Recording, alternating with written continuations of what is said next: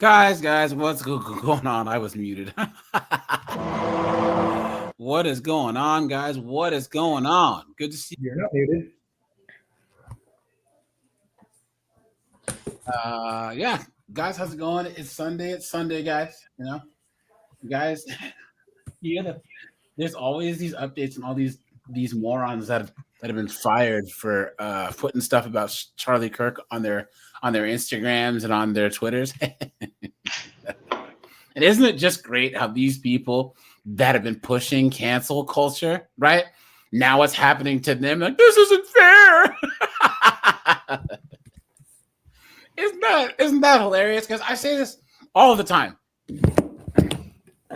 People who want to push for stupid things like cancel culture or limiting free speech or any of that, they never think that they're going to be on the wrong end of it. You know what I'm saying? So like people who want to limit free speech, they don't ever think that their speech will one day be considered hate speech. You know what I mean? So they always think I'm going to be on the right side of this. So there's no possible way that this can come down on me. And now, guys, the last 72 hours, these dunderheads are figuring out. You've been had. You've been took. You've been hoodwinked, bamboozled, led astray, run on muck. Morons, right? Guys, hey, Schadenfreude, right, guys? You know what I'm saying? Hey, guys, I revel in it, I put Schadenfreude on my freaking cornflakes in the morning. Oh, look at that. But yeah, snowboard, Matthew, Cork, how's it going, guys? Going great. Very good nice tonight. Day out. Sweet, dude. Guys, we have guys, we actually haven't had this topic in a while. This is kind of you guys remember how I had can you be pro-male and be a Democrat? I've had like 2 or 3 of those lives in the last like a year and a half. This is going to be like kind of a follow-up to that, right? You know what I'm saying? Because, guys, we'll start with the panel first, and then we'll break some news. In the chat, guys, put a 1 or a 2. Well, no, put a yes or a no. Can you be pro-male? Can you be pro-male, pro-America? Well, all of pro-America is pro-male, right? And be a Democrat. Put a yes for put a Y for yes or N for no. Snowboard, Korg, Matthew, go. I'm going to have to go and say no. Facts. Well, I didn't have to think that long, did you, Snowboard? No. But you know what's funny about the cancel culture thing? Isn't there like that saying like rules for me, rules for thee, but not rules for me, but not for thee. Yeah. Okay. Yeah. That's what they live by, but now we have to add in like they them somehow. Into that. You know what I'm saying? Like in the end of that statement. Yeah. But that's how they lived. Yeah. Like in so they didn't want to apply it equally. Yeah. They only want to do it when it served them. Now it's getting like served against them. Yep. And they don't like it. It's like, well, you brought it to this level. You escalated it to where we fire people more now. Yeah. And guys, here's the thing. Once again, just like we talk about how there's no free speech on YouTube. Guys, there's free speech in society, but like in society as a whole, but there's no free speech with your employer. When you work, your employer can fire you for the stupid stuff you say on the internet. That's just how it works. That's the risk that you take. How many times have they told people who are Orange Man supporters, right? Oh, well, be careful what you put on the internet, right? Well, guess what? Now it's coming back on them. Who was saying something? Yeah, I just wanted to say real quick to your point, AJ.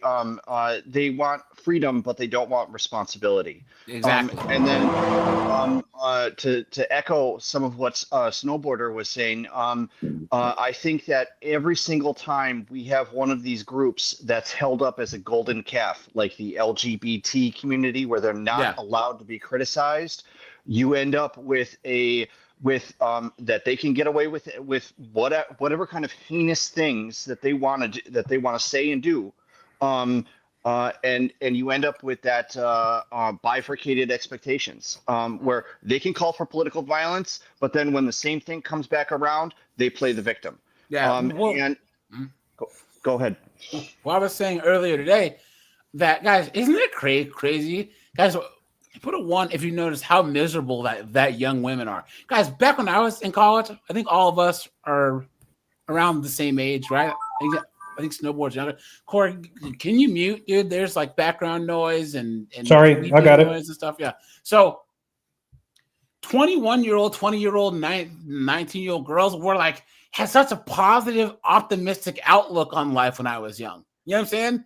They were like listening to Britney Spears and like you're hanging out with their friends. And like now girls go to college and the first thing that they tell you, there's this horrible patriarchy and you're oppressed and you're a victim and you've been fooled and blah, blah. So now you see 21-year-old girls that go on these podcasts that go just out, and they're miserable. So something they've never experienced any hardship in their life, but they've been brainwashed into thinking that you just didn't realize you were oppressed this entire time. Now there's this huge weight on their shoulders. Guys, I can tell you this.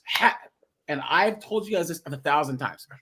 When I was still woke back in the day, guys, and you're growing up black in the Northwest, I honestly thought that it was the white man, all this crap. Do you realize how big of a weight that was off of a mental weight off of my shoulders when I realized I'm not a victim? When I realized that I'm not so special that the world gives a damn, that I'm not so special that all white men get up and plan to oppress me. You know what I'm saying? But now they call you an Uncle Tom. Yeah, absolutely. See, Matt, you were saying? Well, I just want to say, when it comes to these women, these professors put forward statistics like these women are going to the Congo and are going to face, rape at those types. I need you to rape. SA, please, thank you. SA. Yeah. At the levels that like Nigerians do in a civil war, and it's like you just need to use like common sense to realize that's not true. That's completely not true. And when it comes to women, 2 quick points. Like for them, perception really is reality. So that's how these professors get away with that nonsense. Yeah. And 2, I think that this proves that women just don't know what's good for them. Not at all. Laughing man, what's up, dude? She says, good luck elections, because your filthy party's worth less than what it was. Yep, facts. Poor man, what's up, dude? Keyshawn's here, Dante's here, Steve's here, Kelvin's here, Adam Schrader's here. Let's get caught up. Jason's here. Jason says, hopefully fixing correctness their accounts. Yeah. Guys, well, they have all types of tracking stuff. Guys, remember how they found all the people on the J6, right? If they do that there, they can find these morons. Brent's here, Equilibrium's here, Vintage is here, Captain Palsy, what's up, man? I think Whiteout's here. Good to see all you guys, man. Good to see all you guys. Lenny's here, DTM's here. Rated R, what's up, man? Now, guys. Oh, Matthew. Yes, I don't sir. think you would answer.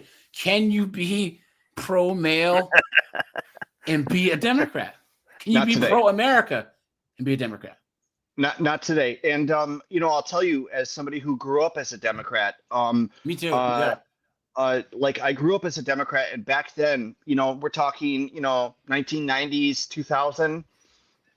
You could get away with that and still be, a proud American. Yeah. Now, no, absolutely not. Yep. They hate everyday Americans. Yep. They hate everything that America stands for. And guys, everything that America especially has stood for is inherently masculine. That's how we've made so much history as one of the youngest countries on planet Earth. Think about that. Guys, capitalism, once again, masculine mindset, socialism, a feminine one, right? Because we have stayed strong and we've clawed our way up. Think about the last 120 years. It's because of strong men and the fact that our that America comes from like the very concept comes from breaking ourselves from tyranny. One of the most masculine things that you can do is say, Absolutely. this is a tyrannical rule, or we're being bullied, so we're going to go up and punch this person in the face.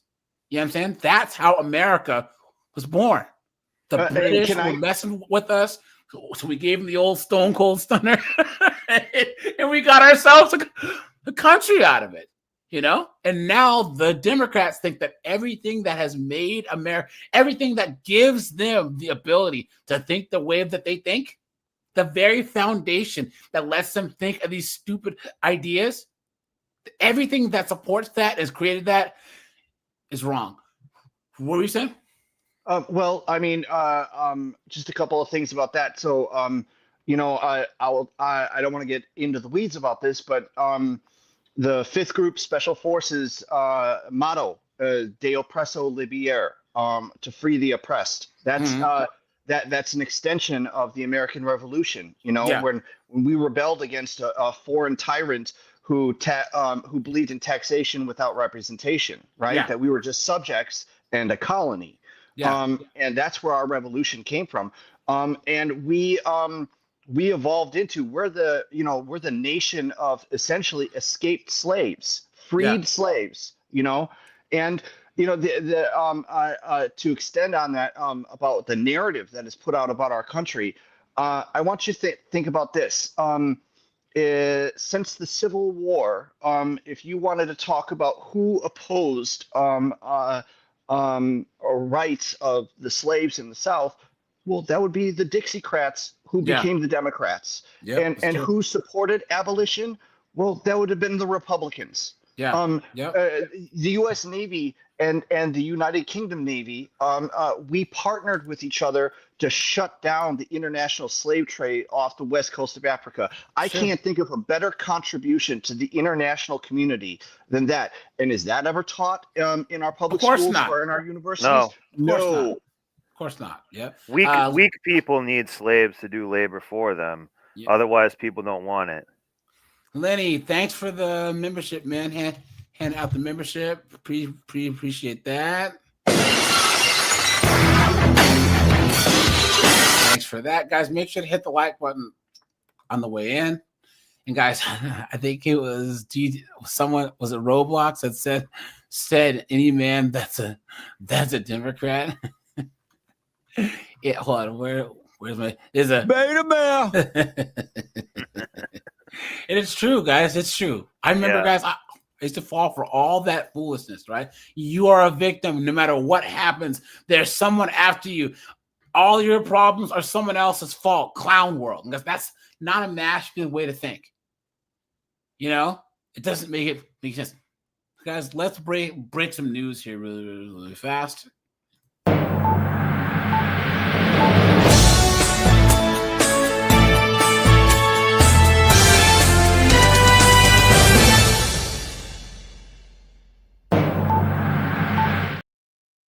Guys, who posted this in the Discord just now? I forget who you were that posted this in the Discord. Emoji Mister did. Thanks, man. Guys, check this out. Charges is asking a judge to schedule a change of plea hearing. Boston community activist who faces federal fraud charges is asking a judge to schedule a change of plea hearing. Monica Cannon Grant and her husband Clark Grant founded the nonprofit called Violence in Boston. It had the mission to reduce violence and raise social awareness in Boston. Well, they're accused of defrauding the nonprofit and its. Look at that, guys. Look at that. So another group of BLM dunderheads, right? Stealing money. Absolute idiots, man. You can just tell when they had the masks on and stuff that they're just robbing you. Here we go, guys. Texas A&M professor is appealing her termination. The university fired her after facing growing pressure earlier this week. Dr. Melissa McCool's termination stems from a viral class. Did you guys see this? Guys, what did Orange Man say? No LDHT libiquita stuff in class, right? And this one brave young conservative chick said, I don't think that you should be teaching this. And this is against my beliefs. She's like, well, I'm going to teach this. You can leave. So she recorded it and went to the staff. Video where a student asked a professor over a gender identity lesson. In the video, the student said McCool's lesson went against President Donald Trump's executive order. And McCool told the student they had the right to leave class. Look at that. This wasn't about debate and it wasn't about academic freedom. It was about indoctrination. The professor said, we're going. Gee, at a college? Yeah. You don't say. It's like, hey, we paid to get educated the right way, you freak. Guys, you're the customer. Someone had said on my video about public schools and how boys have fallen behind. Did you guys watch that? And how the guy was basically confirming that, schools are geared towards girls, but this Dunderhead solution was that boys should have an extra year of kindergarten so that they can be more prepared for school, instead of actually saying that maybe you should balance out school to focus towards boys and girls.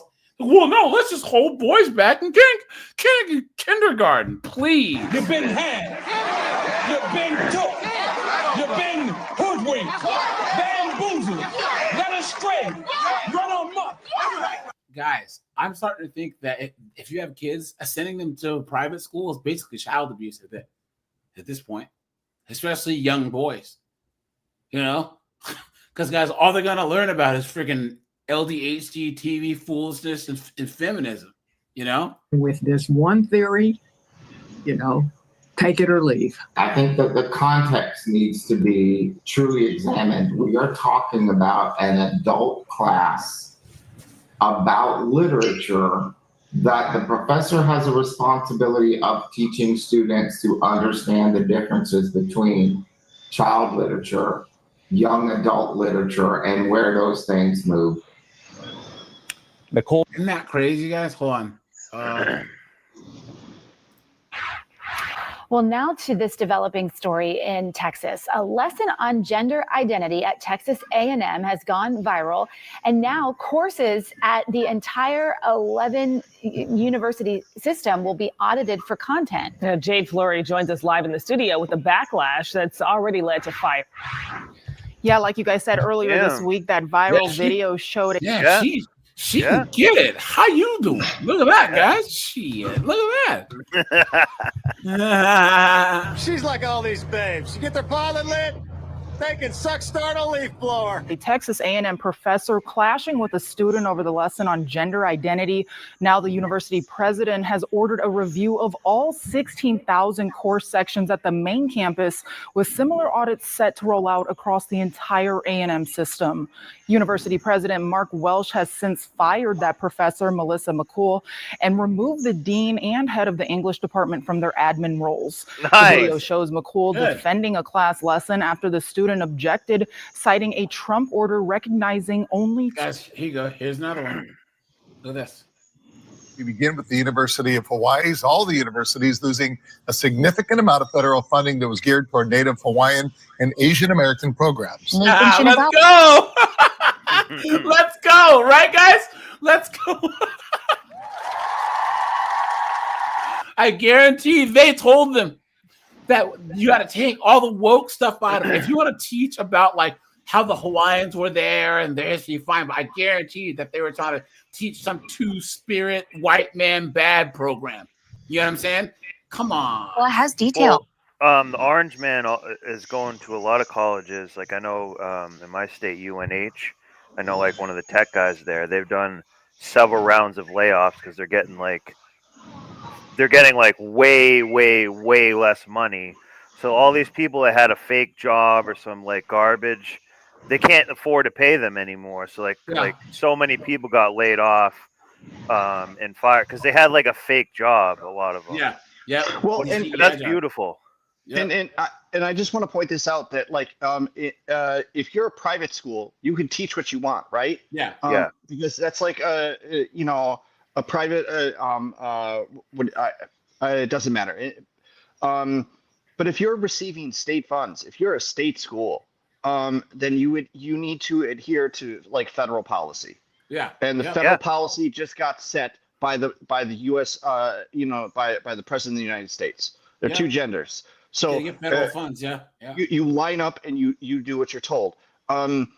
It's interesting because the same people who are going to tell you that they have such a hard time following President Trump were the same ones that were pointing their fingers and saying you have to listen to what President Biden had to say about transgenders and COVID when he was in office. So okay, guys, again, I need no one to say the cough, please, and say Transformers. Okay, that's gotcha. all. Yes, thank you. Keep going.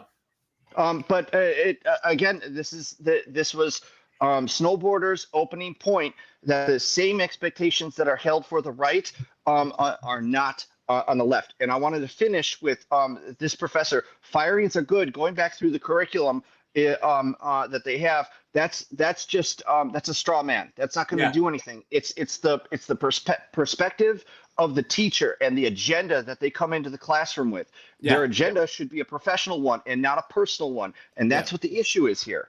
But the moment that remember that most of the student body is female, most of the soft sciences and social sciences are female, most of the humanities are female.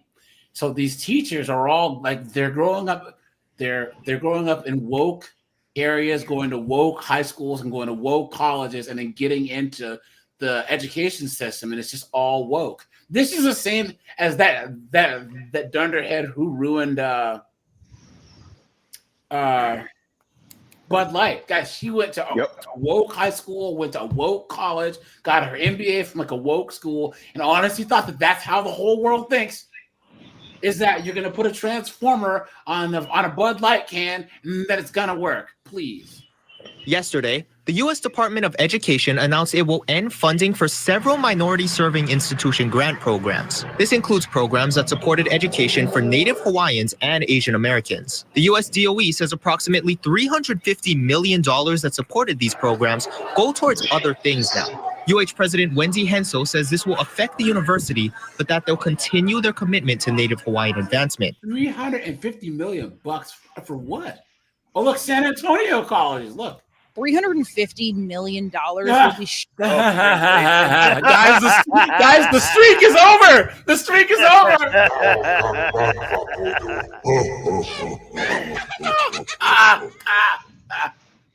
Hey, Razor, dude, she's all yours, buddy. Snowboard, dude, get out the friggin' what's it called? The forklift. Forklift, yeah, there you go. Stripped away from colleges and universities all across the country. Good. This is specifically impacting Hispanic serving institutions like San Antonio College.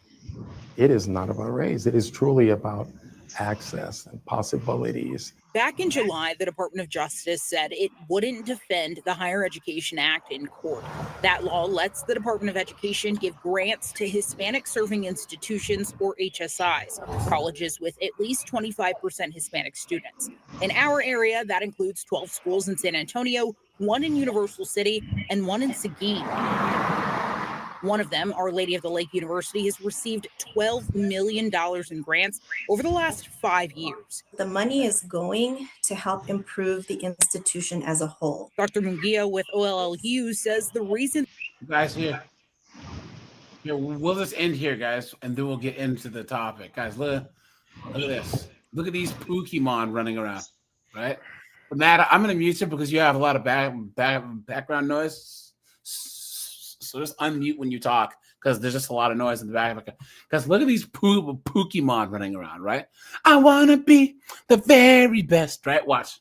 Cell phone video shows the moments right before 5 a.m. Look at A this, large guys. number of individuals are seen running out of the Louis Vuitton store located at Walton and Michigan Avenue. But they're only stealing because of capitalism and they have to eat and they're poor. You've been had.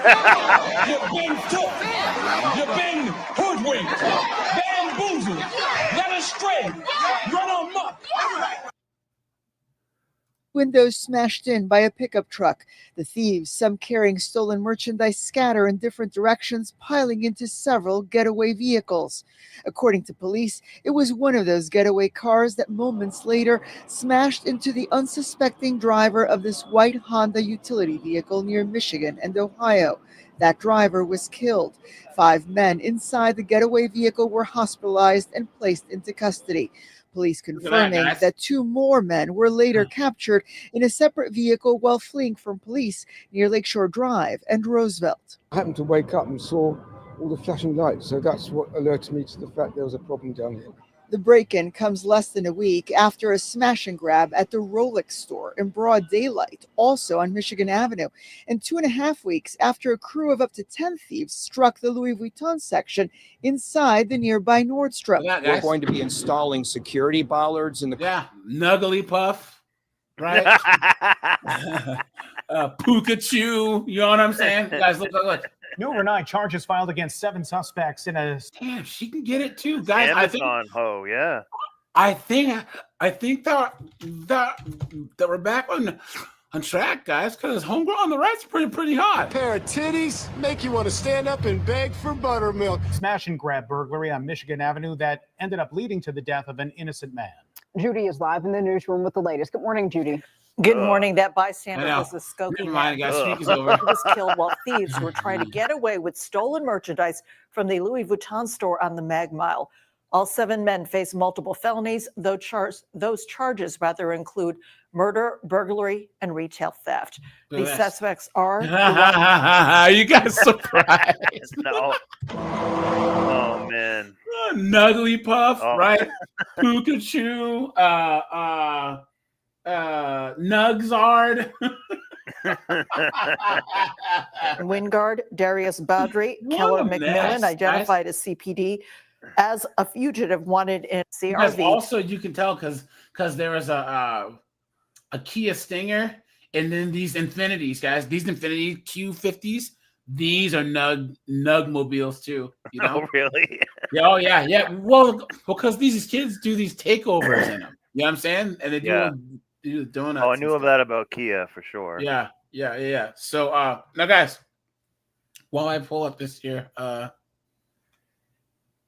let's do this. So, guys, once again, we've all agreed that you can't be a Democrat and be pro-male. You can't even really be like pro-human at this point. Sorry.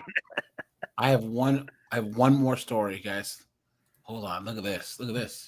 On this Thursday night, we are getting our first look at the Walmart employee accused of opening fire inside the store and shooting another woman. Yeah, this. Oh my God. Of course it's a B-dub, guys. Of course it's a B-dub. Hey, guys, I guarantee she shot a B-dub too, right, guys? Can you imagine? Guys, you can't even go into Walmart without 2 B-dubs, guys. Yeah. Ladies and gentlemen, let's get ready to rumble! The thing is, what could they possibly be fighting over? There's enough big screen TVs and stuff in there for both of them. Look at that. You know what I mean? Homegirl on the right's pretty hot. You know? With a fight that triggered chaos, and it happened at the store near Humble, off the Beltway at Wilson Road. That's what we find Matt Doherty tonight. Matt? The Walmart remains closed after it was shut down at about 3 o'clock this afternoon. That's when the shooting started. Damn. The customer I spoke with tonight says shoppers ran This guy thinks he's Superman with the hair, you know? for their lives, and now he plans to sue. Andre Spencer was inside the Walmart shopping at about 2:15 this afternoon in the automotive section when he heard the shots. The next thing I knew, I heard a gunshot. And they were saying, run to the back. Go tell everybody, go to the Get back. out of there, dude. He was convinced there was a mass shooter inside the store. As soon as we heard the shots, everybody started running. So yes, that's the only thing that I thought of. I wasn't going to come out of here. He says he fell to the ground and was hurt during the chaos. Harris County Sheriff's Office deputies tell us the shooting happened at the front of the store. Of course it did. And was the result of an ongoing dispute between an employee and 3 other women. The other 3 females. Look at that, guys. All Octavia, All Nugisha, right? Pukisha, Right? Come on, man. Complained to management about her. Nothing to do with Walmart. They were just complaining about her. The employee saw them there. And investigators say when the Walmart worker saw those three women that she knew a fight broke out. Deputies say at one point, the Walmart worker pulled out a gun, shooting one of the three women at least once. Yeah. The worker later walked to the front of the store and surrendered to deputies. We've blurred her face because we haven't learned Clean the up on aisle charges she may be 304. facing. Deputies say the woman who was shot will be okay. Oh, darn it. That sucks. Yeah, guys, so let's get into the nitty-gritty here, right? Now, guys, once again, can anyone in the chat, Don, what's up, dude? Roblox, what's up, dude? Someone had Lynn says he's from Chicago. There's so many illegals, that's not even funny. Damien H says the Democrats are the party of high-calorie women and low testosterone men. Facts. Guys, how do you feel about that? Well, like Matthew said, like sometimes they hold them up as like the golden calf because they're the size of one.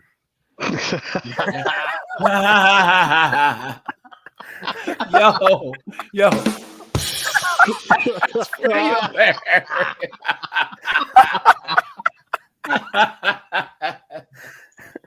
I'm just over here trying to put the hoe and co-host.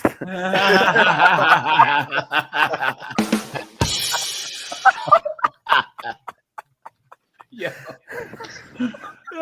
Guys, honestly, can you think of any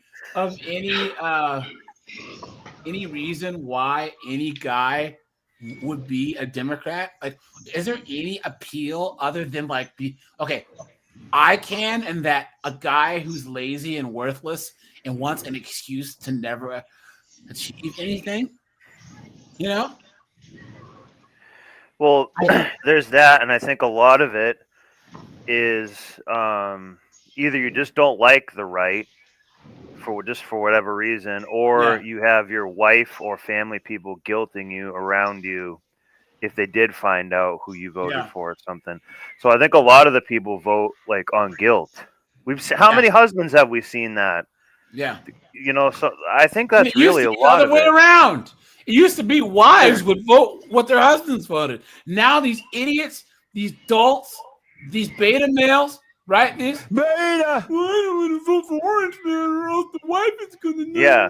He's not gonna give me a handy every now and then. But I'm saying there's a lot of them, and they want to be around those type of people too. Yeah. So like it's kind of just easier to like go along to get along. Yeah. And I think that is a ton of it, but maybe this other incident is going to be like, you know, like this is just a little bit too much now.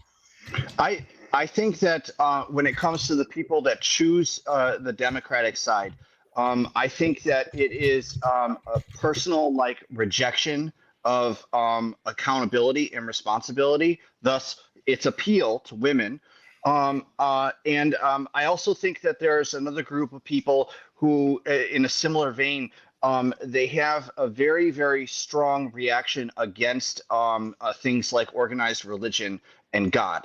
You know, when you're in any religion, accountability and integrity and responsibility are like the staples of every single religion that I've come across.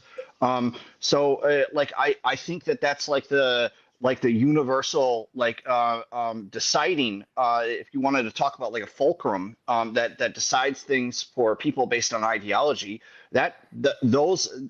how you see those things, if you reject them or accept them, really kind of dictates your path politically. Yeah. Yeah, I never thought of it that way, but it makes a lot of sense. I think that the way around it, well, okay. I think that what men are understanding now, because guys, I've never been into religion ever, but I can understand religious people and understand that like that people that truly practice their religion, like men that are actually have religious principles. My values align with theirs. They want what's good for society. They want strong men to take care of the people and lead society to a better place, right? We don't have to 100%. agree on the religion part, but we can agree on the values and a lot of the decisions that need to be made. And that has nothing to do with really religion when it comes to policy, when it comes to laws, and when it comes to like societal decision making.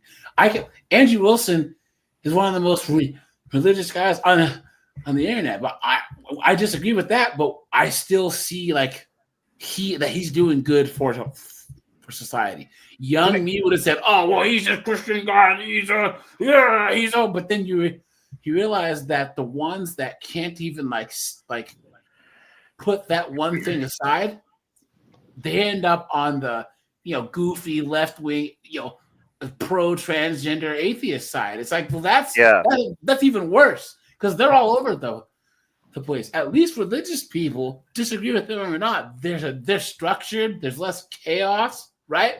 Yep. And what were you saying? And being right wing doesn't mean you have to be religious. Really, I think he was just saying those who tend to be a little more religious they feel like they have to be accountable to God. So therefore, if they're accountable, they kind of want laws and stuff to be kind of a certain way to. But exactly hit the nail on the head. And can I say something about the religious community? Just an observation. It's interesting. You look at like Europe today, and you see these Muslims, and they're protesting in Great Britain against British people waving British flags, and it's like, what are you thinking? The Muslims that I've known, right? And I'm getting to a point here. The Muslims that I've known would never do that. And it's like, what I'm saying is that sometimes in one religious community, you can have a subsect of people that use that religion as an excuse to act like assholes and then think that they can get off scot-free because they swear to God or something. Do you know what I'm saying? And then you have another group of people who, just like Snowboarder said, they have a fealty to God and would never act like an asshole because they know that they're representative of God, and they have an accountability to that higher power. Do you know what I'm saying? Well, so it's that. Go ahead. That it comes down to people who have something to lose or who have something precious want to protect it, so they vote and act in ways. And if most religious people, it starts with their soul, right? They have their soul, and guess what? They want to do what it takes to. That's in the interest of whether it's the same as like. A lot of people on the right actually have property and investments, and you vote differently when you have things to protect. A house, when you got skin in the game, a family, yes. And I think a lot of religious people start with skin in the game because of their religious beliefs. And going back to the founding fathers, that was one of the chief arguments to back up the voting requirements, that you had to be a white man.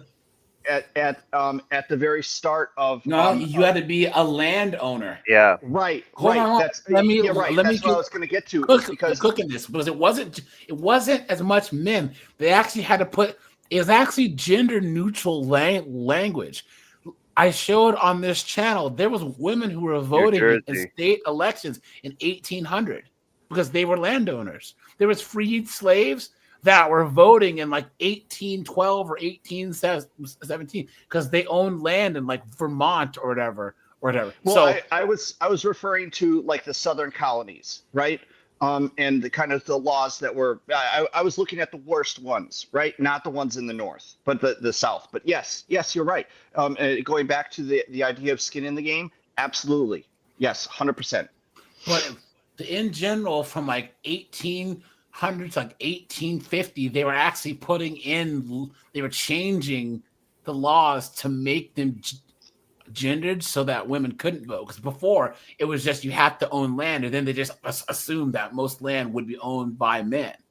And most, like 90-something% of land was owned by men. Because it was so crazy that in some state elections, there's only like 300 or 400 votes out of the however many thousand people, because only that many people qualified for the vote, So imagine like if if you're in California now and only like how many people live there? Like 30 million people, but only like 250,000 people voted because they own land, or how many million people own land, right? That would be crazy, right? So yeah, they actually changed the language. And I remember I was on my my To Catch a Predator channel, and this one I was talking about something, and this feminist just jumped in and was saying so. Oh no!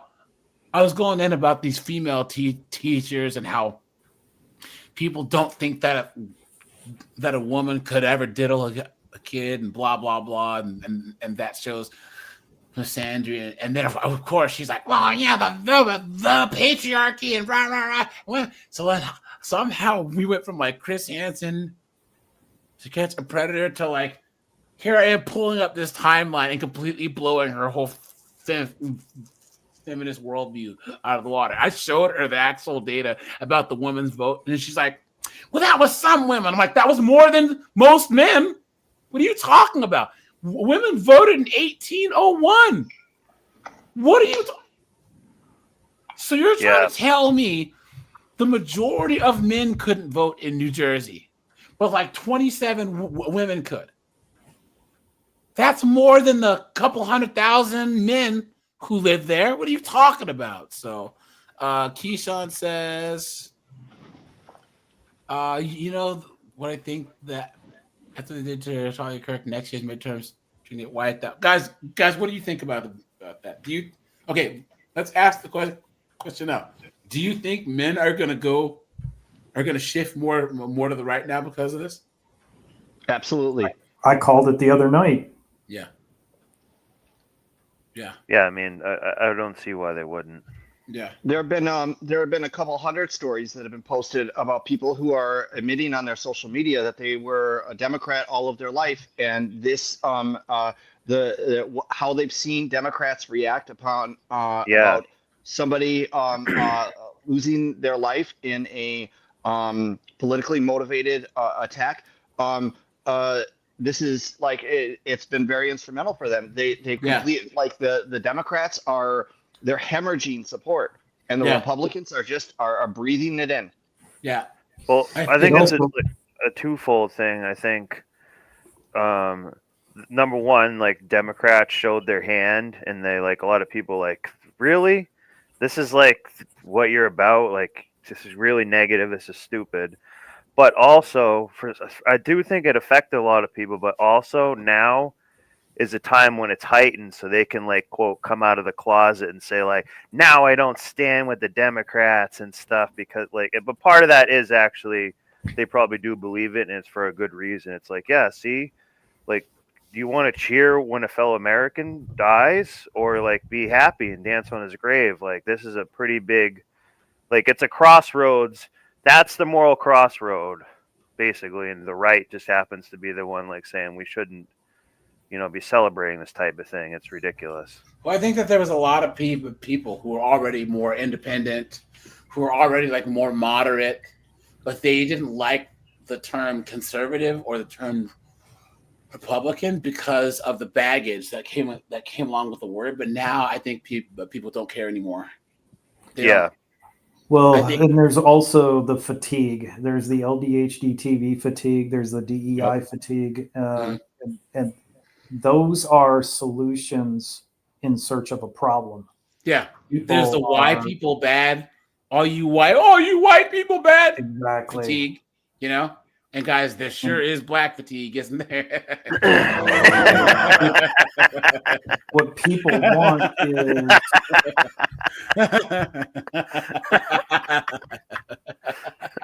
we all know that, don't we, guys? Cork, what were you saying, man?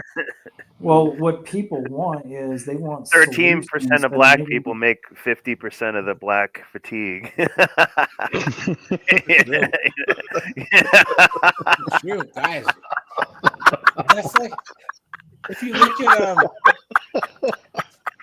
at in our community, though, guys, 16% of black men are responsible for like 70% of the kids. Guys, the majority of black people say I would say 60 to like 70%. Get up, go to work, and just chill.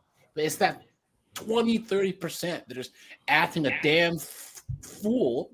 And guys, one of the issues is that a lot of white people, if there's some trailer trash Tammy acting up, they will either get away from that person or they'll check that person. You know what I'm saying? But there's this thing where you have a whole group of people. Anytime there's a large group of black people, there's that one or two troublemakers, and then everyone starts following what they're doing. Why? Well, I mean, look at how you talk about it in the stories that you cover. Are the B-dubs, are they interested in the guy who goes to work every day and provides for his kid, get an education, get a job? Are they interested in those guys? No, of course not. They're interested in the guys that are going out there and robbing Rolex and Louis Vuitton, because they're exciting. You have the exact opposite incentive structure in the community that you're talking about. Yeah, but you look at all of the races that are doing really, really well. Asians, your Jewish people, even Nigerians who are blacker than me. Right. They're one of the highest earning cultures there are. They out earn white people, and they're black because they're either scamming or they're pushing education. Yeah. Even my Nigerian friends are all like lawyers and doctors, but they all say that there's someone in their family. Well, if they text you, pick up the phone, don't click on the link, or they're gonna get your identity. Guys, hold on. Let's watch this. All I have to say is the Charlie Kirk shooting just proves that we are the worst, man. My party is the fucking worst. I got people celebrating. Are we fucking for real right now? And to see people just be blatantly disgusting. Man, we're the worst, man. Voted Democrat since I was 18 years old. This party has lost its way. The Democratic Party, let's be honest, has become demonic and barbaric. Wow. I can't be a liberal no fucking more. You see the fucking comments? I hope the gun is okay. The same fucking people asking for moral decency. I cannot, in good faith, align myself with you guys anymore. I'm not gonna lie, y'all gotta be a different type of sick to be celebrating Charlie Kirk's death, bro. Like, you don't gotta agree with anything bro say. That don't mean I think he deserved to lose his life, though. Man, I'm gonna go ahead and say it, though. And that guy robbed the Louis Vuitton store and still thinks that. Cooked, bro. I posted that shit about black and white conservatives coming together. Man, I had Asians coming in that thing, Latinos coming in that thing. I even think I seen like an Armenian American. Blur, listen, cooked, y'all cooked. Y'all might want to just start all the way over. Yeah, start over. Like, just dude, when this knucklehead is telling you that, you need to really restart it over. And then y'all try to sneak back in. It's over. Don't care what his political beliefs were. I don't care what he felt. I care about the fact that a man was gunned down in front of two of his children, that he's dead at the age of 31, that his wife is a widow, that his children are fatherless because his ideas and his beliefs differed from somebody else, apparently. Yeah. And then I'm going online and I'm seeing people celebrating it. Shame. Shame on you. As a registered, that isn't it, guys? I like that guy, Stephen A. Smith. I like him. Oh, I can't stand him personally. Well, he drives me crazy, dude. He drives me crazy. He's one of the people, guys. I have a really good spinning back kick, dude. Right to his solar plexus. Dude, I'm straight up. Just his takes on some sports, but they had him doing MMA commentary. He knows nothing about fighting at all. And he was criticizing some, like a couple guys who got beat. It's like, dude, you get in there. Shut up. You know what I'm saying? So, here you go. I just want to say one other thing, that some of these things are a healthy sign, because what do we talk about a ton of times on this show? That there's no shame sometimes. Yeah. These people are, what did they say? Oh, I'm ashamed of what they did. It's demonic. It's sick. Yeah. Them being like feeling guilty is different than shame. the shame will make you say, like, you know what, this is like almost embarrassing at this point. Yeah. Like, you know what I mean? Like when have you heard them say that really ever besides now? Almost never. And they're terrible at holding their own side to account. Yeah. Yeah. So they You know what I mean? They're They're just going to just- flop sides. Right. Yeah. Yeah. But it's true. It's still a healthy thing to say, like, you know, like this is just not right. Yeah. You know what I mean? Like this is different than Weekend at Bernie's being in there a long time. Was that ridiculous? Yeah. But this is to the point where it's ridiculous, but it's also like, hey, this is like not right. If we all are just going to celebrate this is like just not a good thing here. That's why they feel some of the shame. So that's a good thing. Yeah, guys. Well, and what I was going to say about Stephen A. Smith, I don't really watch him all that often, but I've seen him stand up to the left before. That's what I appreciate about him, because I think that it does take some guts in order to do that as a prominent person on that side. I know that he was standing up to them during the election and saying, listen, you guys castigate Trump. Some of his ideas resonate with me. That's where I will say that I respect him, is because he will step out of line, I think, when he feels like he can afford to. He does now.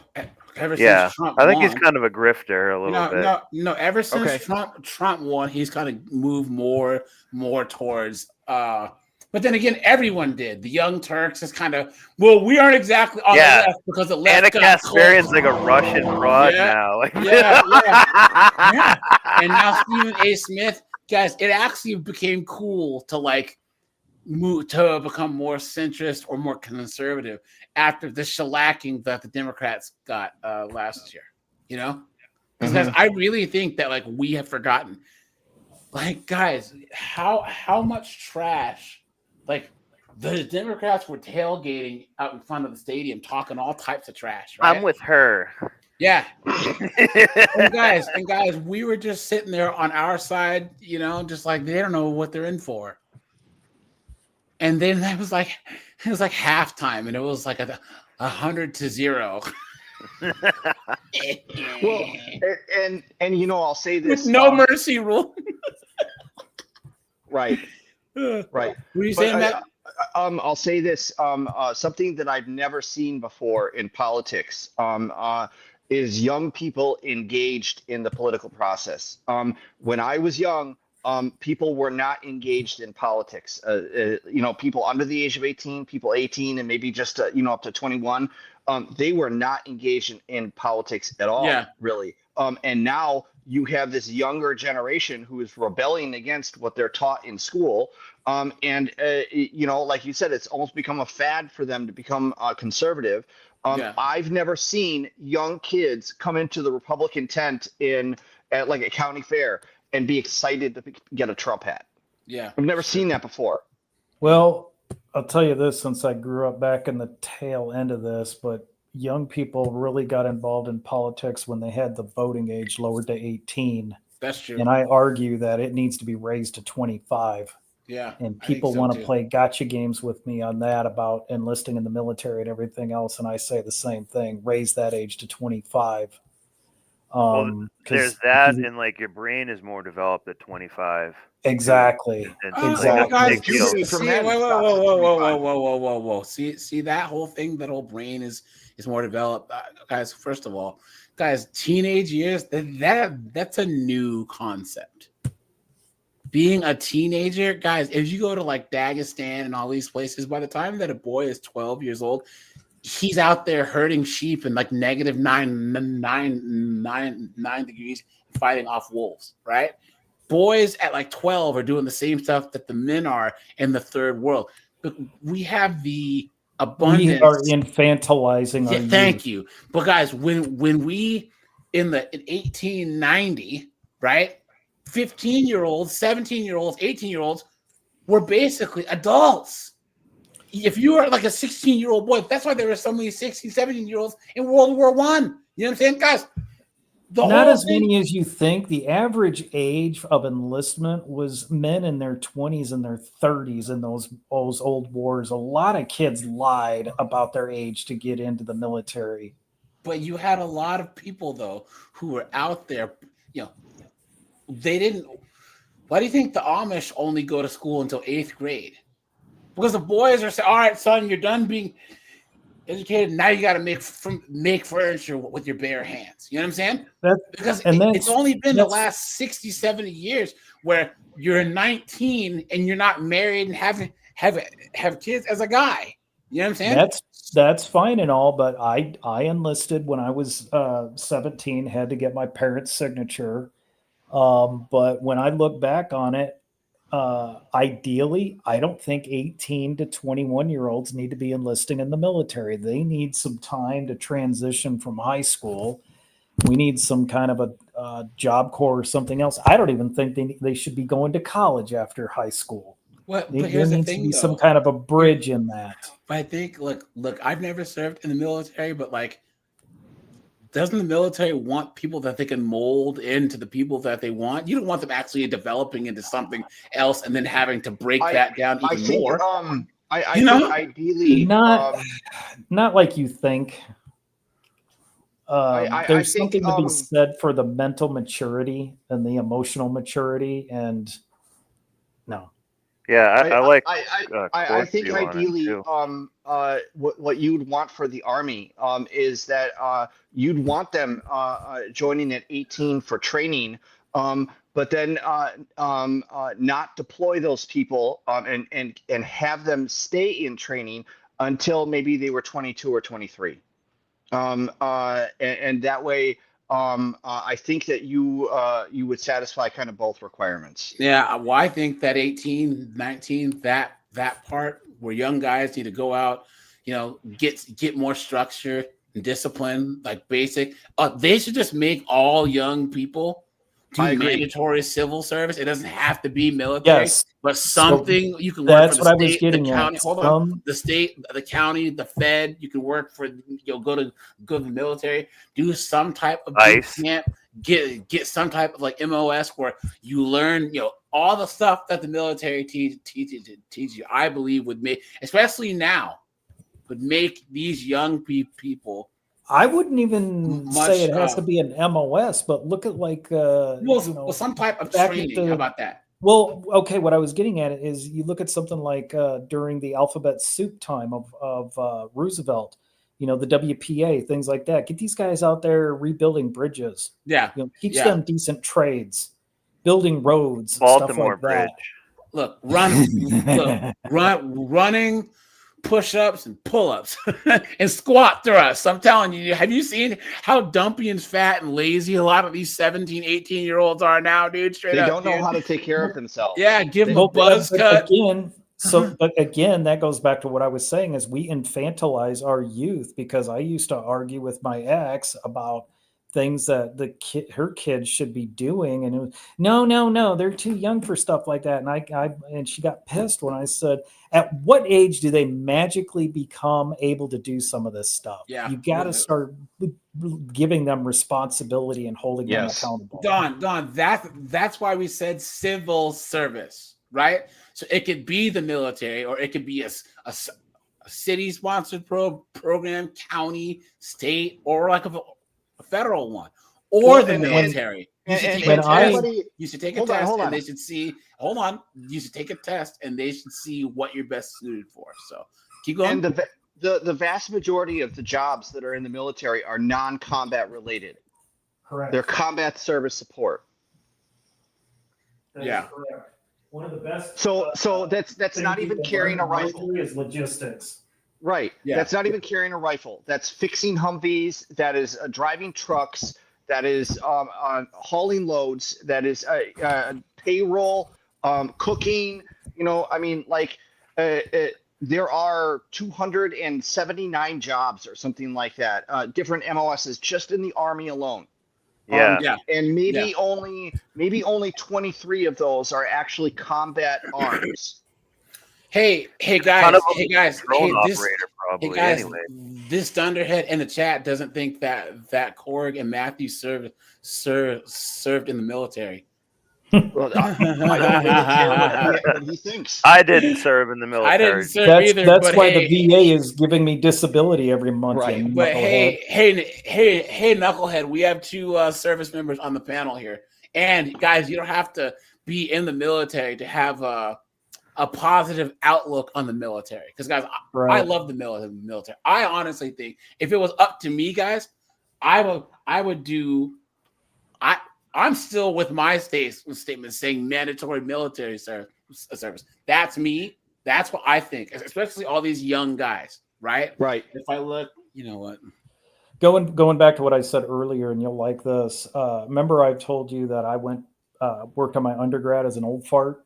Yeah. I made the statement one time in class: raise the voting age to 25, and a bunch of chicks just went unglued.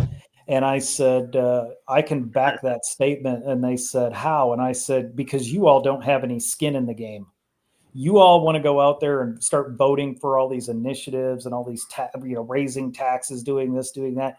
How many of you have a job, own a house, or live on your own? Yeah. And one or two raised their hands, and one of them said, he's got a point. Yeah. Pain them to hear that, but they needed to be hit with a little bit of reality. Yeah. Yeah, guys. Sorry. I'm not going to have anyone question my first military service. Sorry, guys. So that clown is gone. Sorry, guys. Sorry, that just burns my balls here, right? Like, dude wasn't even listening to the conversation, and I don't know if he was trying to troll, but like Korg has talked to me offline about his service, and then Matt has talked to me about his. No. I don't care. No one's gonna just disrespect you guys on my pen. I don't care. I appreciate that, sir. Well, I do. Darn it, it's my chance. You guys might not care, but come on, man. So, but yeah, guys. Guys, I have like my mom and dad were Army. My sister was Air Force. My cousin's Air Force, and then my uncle was a Marine. So there's a lot of military people in my family, because I honestly believe that a lot of young boys now, a lot of these young boys that are acting crazy. I'm telling you, the military would straighten them out, because I've seen it multiple times. Guys I went to high school with, whatever. Guys, I ran into them. Yeah, all they needed was a little bit of structure. All they needed was someone to just give a damn. My best friend, he's a multimillionaire now, but when he graduated from high school, he was working at Blockbuster, and just smoking weed and banging his girlfriend. And then he joined the Navy. He became a corpsman. He got a medical discharge, but then now he got the organizational skills, and now he's a multimillionaire. He invested in a couple things and used a lot of the tools that made him successful in the Navy, made him the millionaire he is today. So guys, let's watch this really fast. Leaving the Democrat Party, I no longer support any of that in which they are pushing, especially the radicalized propaganda. No. Psych. Guys, Trump all the way, baby. Thank God Donald Trump is president. It's just so unfortunate that Charlie Kirk lost his life just for speaking his opinions. Again, now, he didn't lose his life for stuff that he has done. He lost it because the left didn't agree with him. And I know you guys are like, oh, he comes from a Republican family. Now, guys, here, Snowboard Korg, Matt, what did we find out about this shooter today? That he's a LDHD Yeah. TV. Yeah. Yeah, that he's with the Transformer, right? So he's, So of course, guys, come on. What? My entire family's liberal, and I'm the only Republican. So it does work that way too. Just so you guys know, the Democrats are trying to push this agenda because Tyler's entire family was Republican, that means he was. No, it does not. Clearly, the voting records prove that he is an unaffiliated voter, and yet, you know what? Using the word voter is wrong because he's never even voted. But he's had a sick a sick dislike of Donald Trump since 2016 when he Yeah. went out for They Donald brainwashed Trump him. and assassinated Donald Trump in 2016 for Halloween. So crazy, right? Well, Guys, speaking here, of, here, talk. I'll be back. So, So this speaking of kid brainwashing, basically was MK uh, Ultra kind of in a way. Like Well- they got him so jacked up enough that he went and did this. Well, Like he but hold he on. lived in Wyoming. He could have just like fucked off and like not worried about it too. Yeah. But also think about this, like in all of these interviews that they have with these people that like endorse or cheer on the killing, right? When those people are pressed on it and asked why they don't like Charlie Kirk or why they're saying this, they have no answer to this. They just they give you a list of racist, sexist, homophobic, transphobic, blah blah blah, but they can't actually reference anything that Charlie Kirk ever said. Yeah. That qualifies for one of those titles. And Because it's really not that's their actually opinion; scary. it's given to them. Exactly. That's actually really scary because you've got people that are like that are completely misled. They're like completely NPC blind. type people. It's like, dude, you have to give me like one or two good reasons why you're this upset about it, and they Right. can't. It's They just can't like give you Yeah. anything.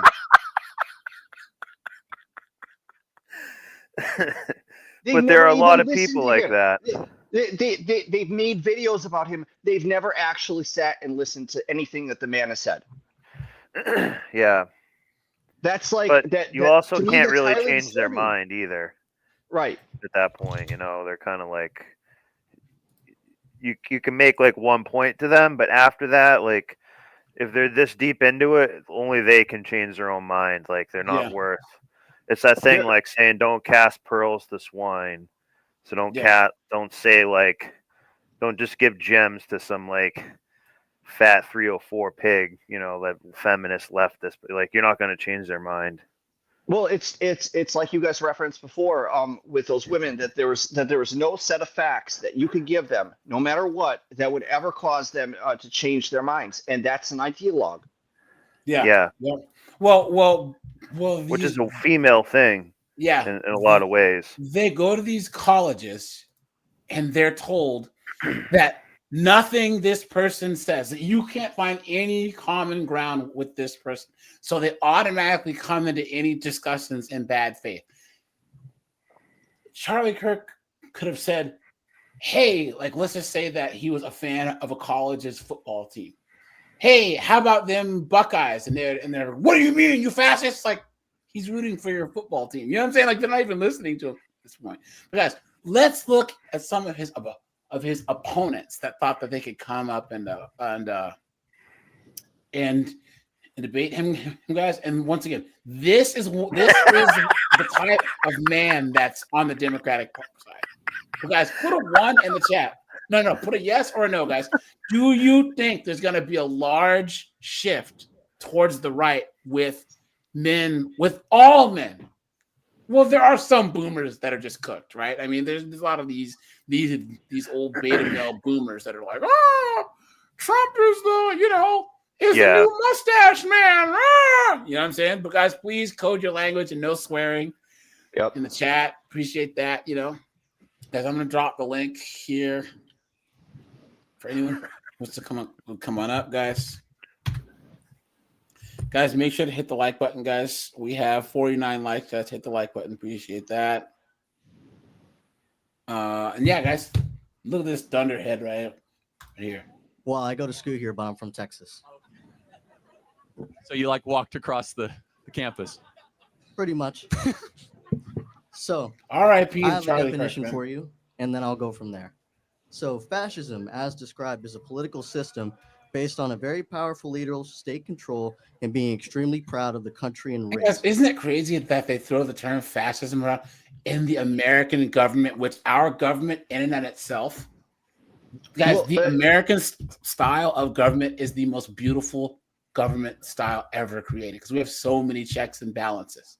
We're the We exact hyperbolize of that fascism. Guys, our type of government, when it works, will not allow for fascism at all. Right. Think about the almost complete and total power that FDR had during a lot of his presidency, and there was still pushback on his one. He still couldn't do whatever the hell he wanted to. Right, because there's a protection of the minority in a constitutional republic, and that's how you do that. You can't have a pure democracy where 3 men vote to take away the wealth of the fourth. Yeah, that's what a democracy is. Yep.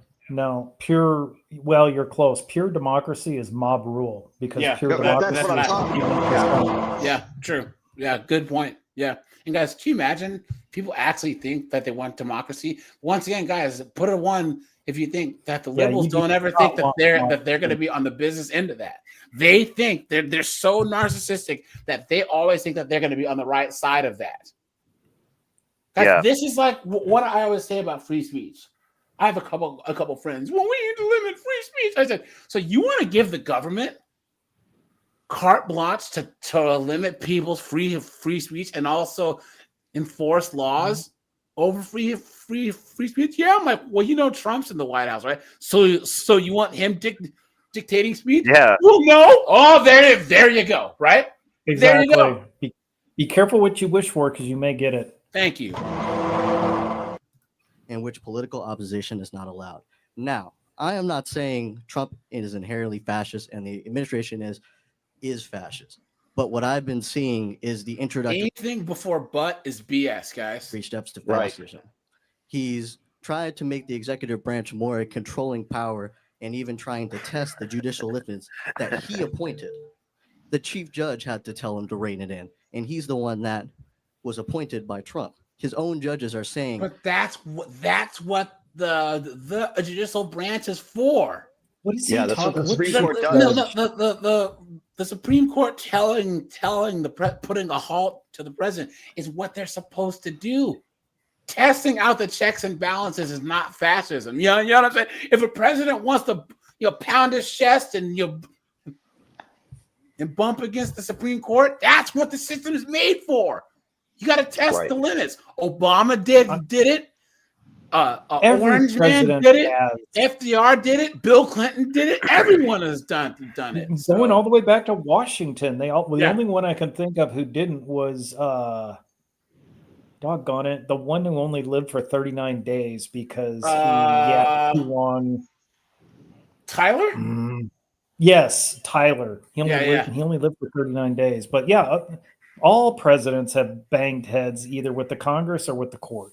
Guys, well, and also think about it exactly what he said, that they don't allow for political opposition.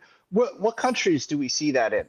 Well, communist ones. Yeah, the ones that they support.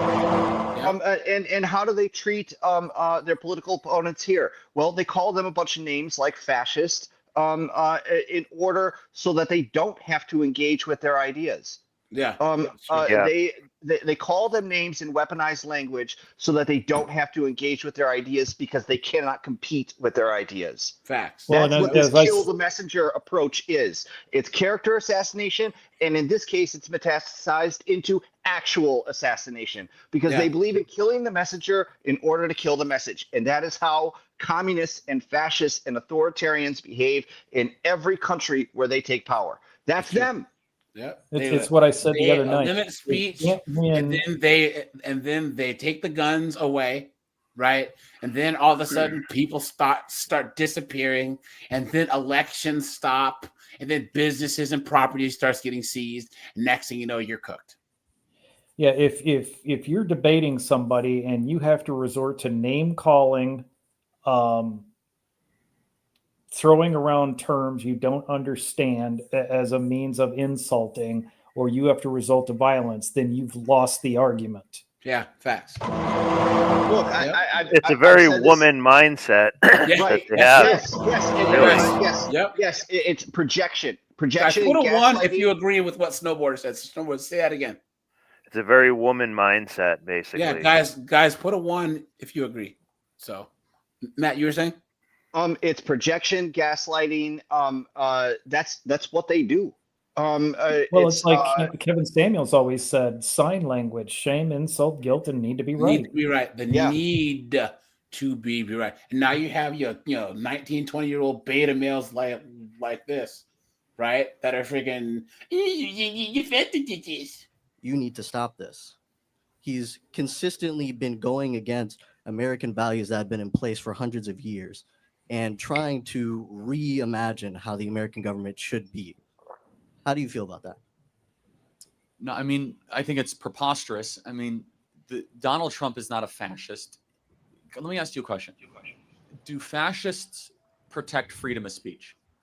No, and he hasn't. Well, hold on. No, he actually has, to such a great extent where he says colleges are not getting money if they don't protect freedom of speech. Look at that. He's defunding colleges if they don't protect freedom of speech. Oops. In fact, Donald Trump has gone out of his way to make sure that all Americans have the freedom of speech. All U.S. citizens do. And so an attribute of fascism is also basically quashing political dissent, as you would say, right? Which political party tried to put the opposition leader in prison for 700 years? Was it Donald Trump or Joe Biden that tried to put his rival in jail for 700 years? Joe Biden. 7 years. Yeah, so would Joe Biden be a fascist then? No. But you just said that's a hallmark definition of fascism, quelching political opposition. I will go a step further. Wasn't the Democrat Party acting fascistic by indicting Donald Trump on all these charges the first time in American history to basically eliminate the MAGA movement? It wasn't to eliminate the MAGA movement, it was get the man.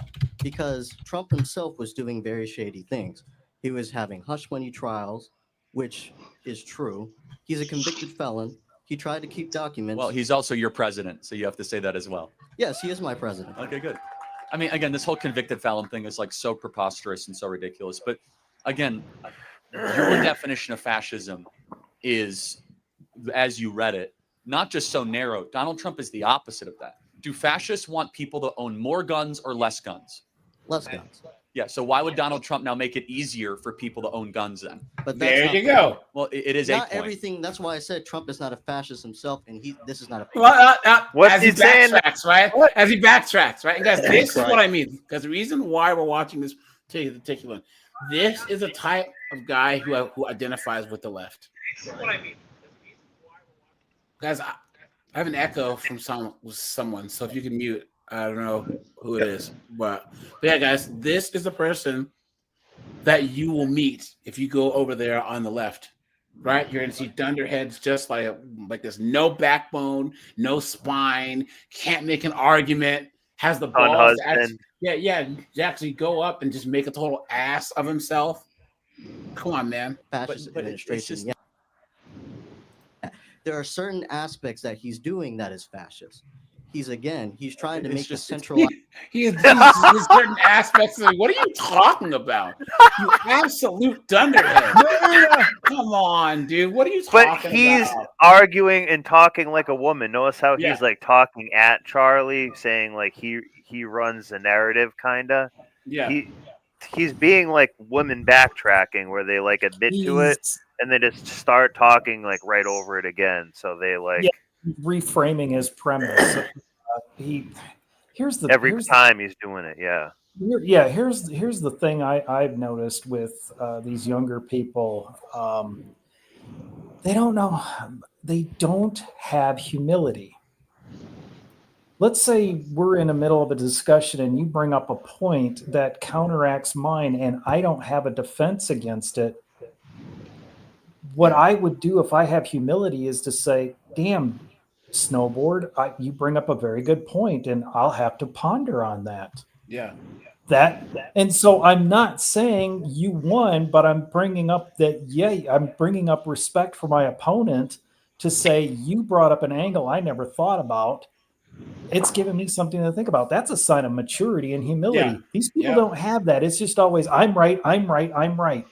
Well, and I think it's got to be a binary thing too. It's either, I clowned on him, I'm right and stuff, and it's like kind of like it's more about like trying to like own each other instead of I don't know, like what is true. Yeah, what is true? Farming BS that's going on. Yeah, You exactly. It's kind of stupid. Guys, did you see when Charlie Kirk was at Oxford? Did you see that? No. So guys, go and check that out. Right, Charlie Kirk's Oxford. debate. Here. Does anybody? So here's a big question for the panel and for the chat. Does anybody know what a debate actually is? So look, he was at Oxford the first time, and then so he did this style. We was talking, and then he was answering questions, and then people could volunteer in this hall, and then they would talk. Right. To a comment you made earlier. So here's the about craziest part about generation it. of lost boys. You notice how like everyone has their phones and stuff. Charlie doesn't, but they have their phones. I watched an interview this morning where he said that when he took a red-eye flight with his wife and kids, and then went straight from the flight to Oxford to this whatever hall, right? First of all, guys, this is a hall in Oxford where it's a big deal. Yeah, and look at how these idiots are all dressed. Yeah, I know, I get it. I mean, come on, dude.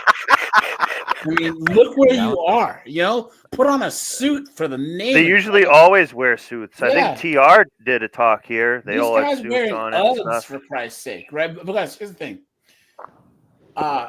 Did you know that an email got leaked saying, "Hey, guys, it was 2 weeks early. Who wants to volunteer to come debate Charlie Kirk? Here are the questions. Do your research." So Charlie Kirk was like, they were trying to ambush him. They were trying to make him look stupid by having him. This wasn't like random people. They had picked people, had volunteered, and had prep time, 2 weeks prep time to come up and debate. Yeah. Him. Charlie Kirk still went. He said that when he walked into this hall, there was 400 people. No one clapped at all because it was total hostile territory. Look at Patrick Bet David is sitting there looking there like a hater at him. Yeah. In the corner. Yeah. And that other guy, isn't that the guy with the hat on there? I don't know. But yeah, so all these people were just coming at him, and he held his own with no notes, no nothing, you know. So R.I.P. to him, dude. But yeah, guys, here, check this out. Let me drop the link. Right here, guys. Hit the like button, hit the subscribe button, hit the super chat button, guys, and let's go back to this idiot. And then, guys, there's one more clip that I want to show. Power to control everything that's around. It's called He has a bunch of military executive theory. It's not, again, just looking around every corner and acting like that's fascist, that fascist. It's so destructive to our discourse because he's the opposite of such a That's fascist. why I haven't said he's a fascist. No, That's what you just said at the beginning. That's what you just said at the beginning, you absolute dunderhead. But don't you see how them making that accusation is designed exactly to prevent the exchange of ideas? It's designed to blow up the discord. Yes. To prevent and if you make it go long enough, wasting time, just babbling nonsense like he is, it makes the important point or the truth you're trying to convey kind of like fizzle out into like you know what I'm saying? It like makes it less potent because you're just babbling about nonsense. Like, that's what he's doing now. He's backtracking. So he's gonna say like, see, he never got me. I just kept backtracking out of it. You know what I mean? Like, or it's just kind of wasting wasting a ton of time. Fascists. He didn't really answer my question. It's like because they're just used to. He's used to being this dunderhead on the right. He's used to being in his circles where you can make that statement and never have to defend it. Yeah. No one's ever questioned him before, Right. And now he's like, on the left, there's no intellectual honesty. It's just cheerleading. That's why they call it fascism. And I wanted to say this about what Korg said before because Korg said it and Snowboarder he related it. Korg said that there was a lack of humility. Snowboarder said that it was a feminine way of arguing. What both of them are referring to is a lack of objectivity. Yeah. In their perspective. And it's how they feel more than facts. Yeah. And that's the real issue here is that they're all squishy because they actually don't know any facts. Yeah, that's true. Yep. So you can't nail them down because that's not how they argue. Yeah. It's all what their professor told them. You guys know how many times that I've had like woke white chicks try and tell me about the black experience, all because my views don't match up to what they learned in African American studies class. Yeah, you know, it's ridiculous. So they want to be I would not look at a objectified. single thing he's done that is even close to fascistic. It's nationalistic, which it's is a definition of fascism. Not necessarily. No. You've been had. He keeps thinking he's gonna catch him on one little gay thing. Bamboozled, led astray, run amok. He'll be a It's an nationalist aspect of communist. fashion. Not true. The Soviets and the Bolsheviks were nationalist communists. You could be a nationalist and not be a fascist. But you can argue that the communism that was going on there was not real communism. Oh, no. You've been What? Like the third time he said something like that. bamboozled, led astray, run amok. I'm gonna stop saying the no true Scotsman theory. Call it the no true communist theory, because that's how many times have we heard that? It's always what they say. And this is always what Marxists say, so that they never have to take responsibility for anything that the people they support have done.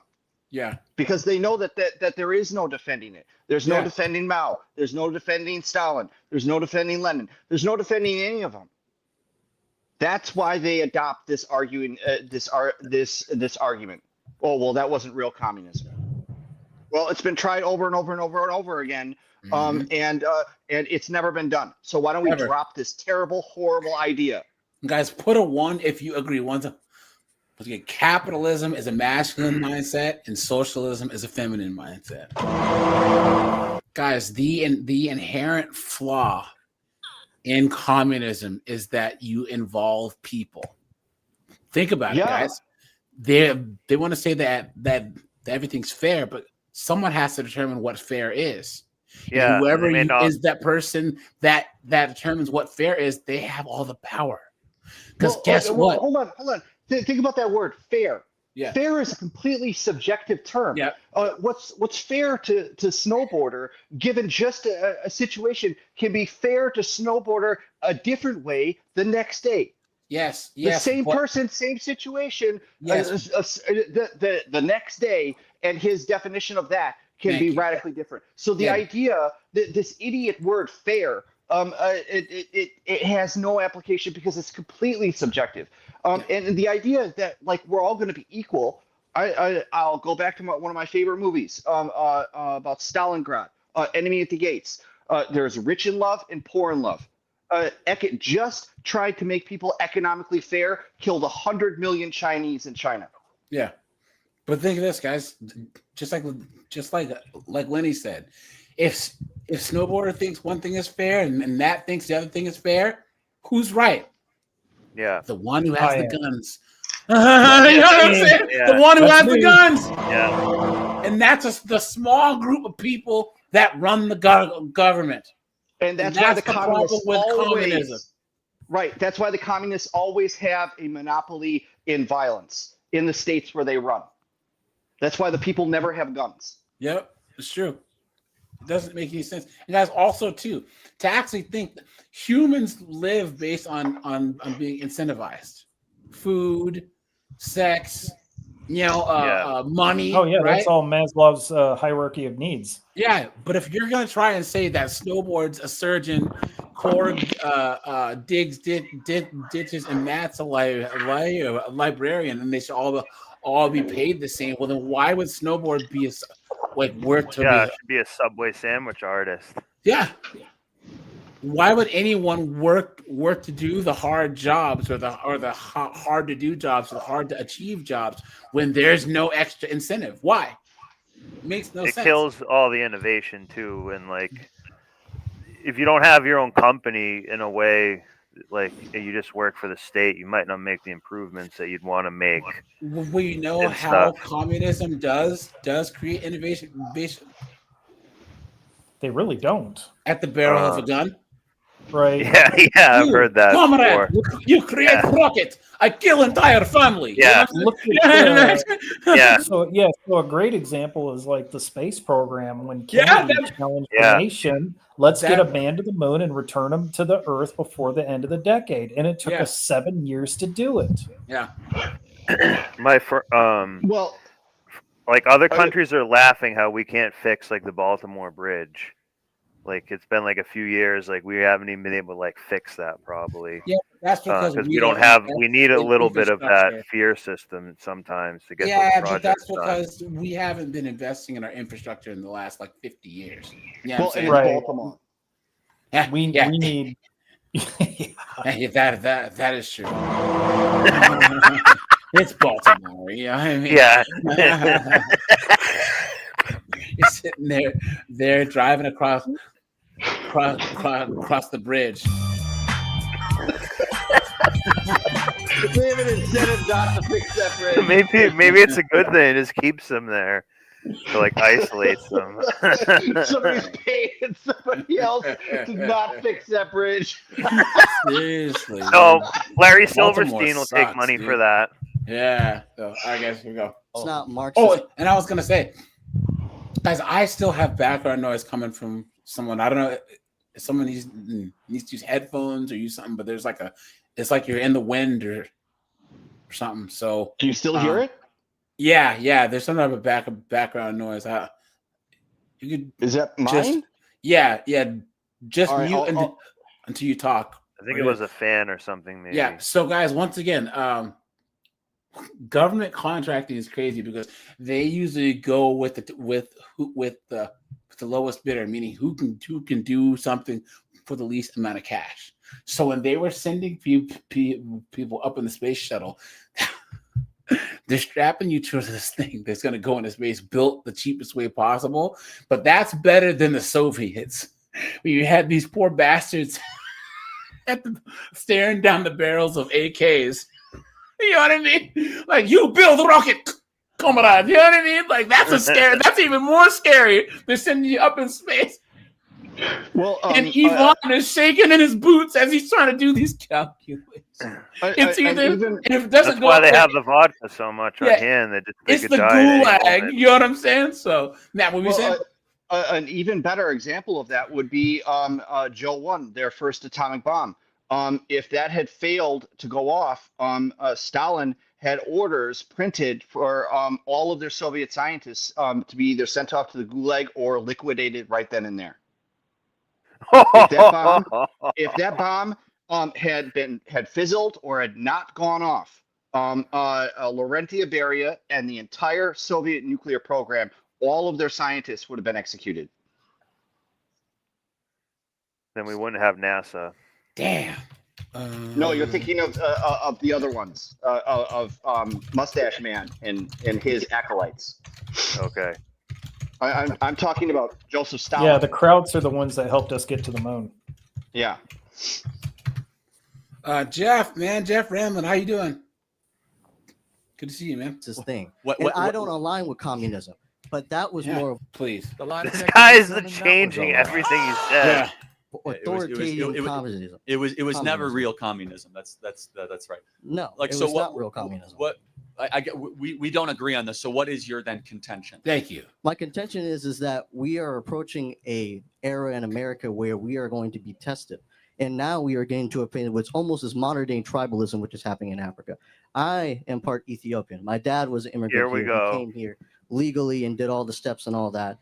But just like in Africa with Ethiopia and their government, Tigray, which is a subsection of Ethiopia, is being slaughtered because of tribalism. Oh, no. You can say this guy is, I could tell that he's a Tigrayan. Okay, so guys, there's a lot of Ethiopians where I used to live in DC. So guys, you're one of two minds in the Ethiopian war. You're either for Tigray or you're not. Okay? Now, guys, here's the issue. Does anyone know the whole story of the Ethiopian Civil War?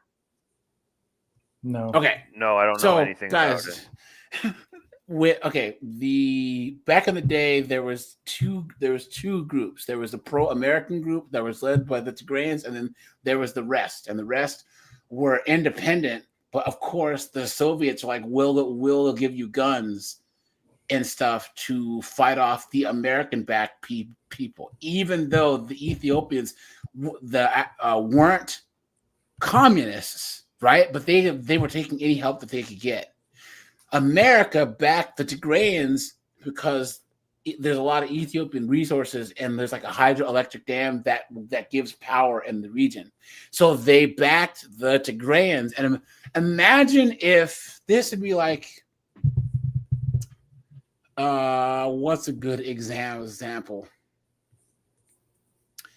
If the United States backed Wales to conquer all of Great Britain. Okay? That makes sense. How like Wales is like that small part, but then they conquered Scotland, England, and Ireland, right? But imagine the Tigrayans were like totally oppressing everyone else, just treating everyone like absolute trash. So from like 1992 all the way until like 2021 or 2020, I think. Then finally the Ethiopians rose up, overthrew the Tigrayans, and then chased them back to their home state, which is kind of like, imagine if all the rest of the United States was at war with like California. You know what I'm saying? Like just all the states are against one state. So Tigray is under siege. It's not tribalism. It's the fact that one tribe was artificially given the ability to oppress the other tribes. The other tribes finally got their ish together, and now they're going to get that payback.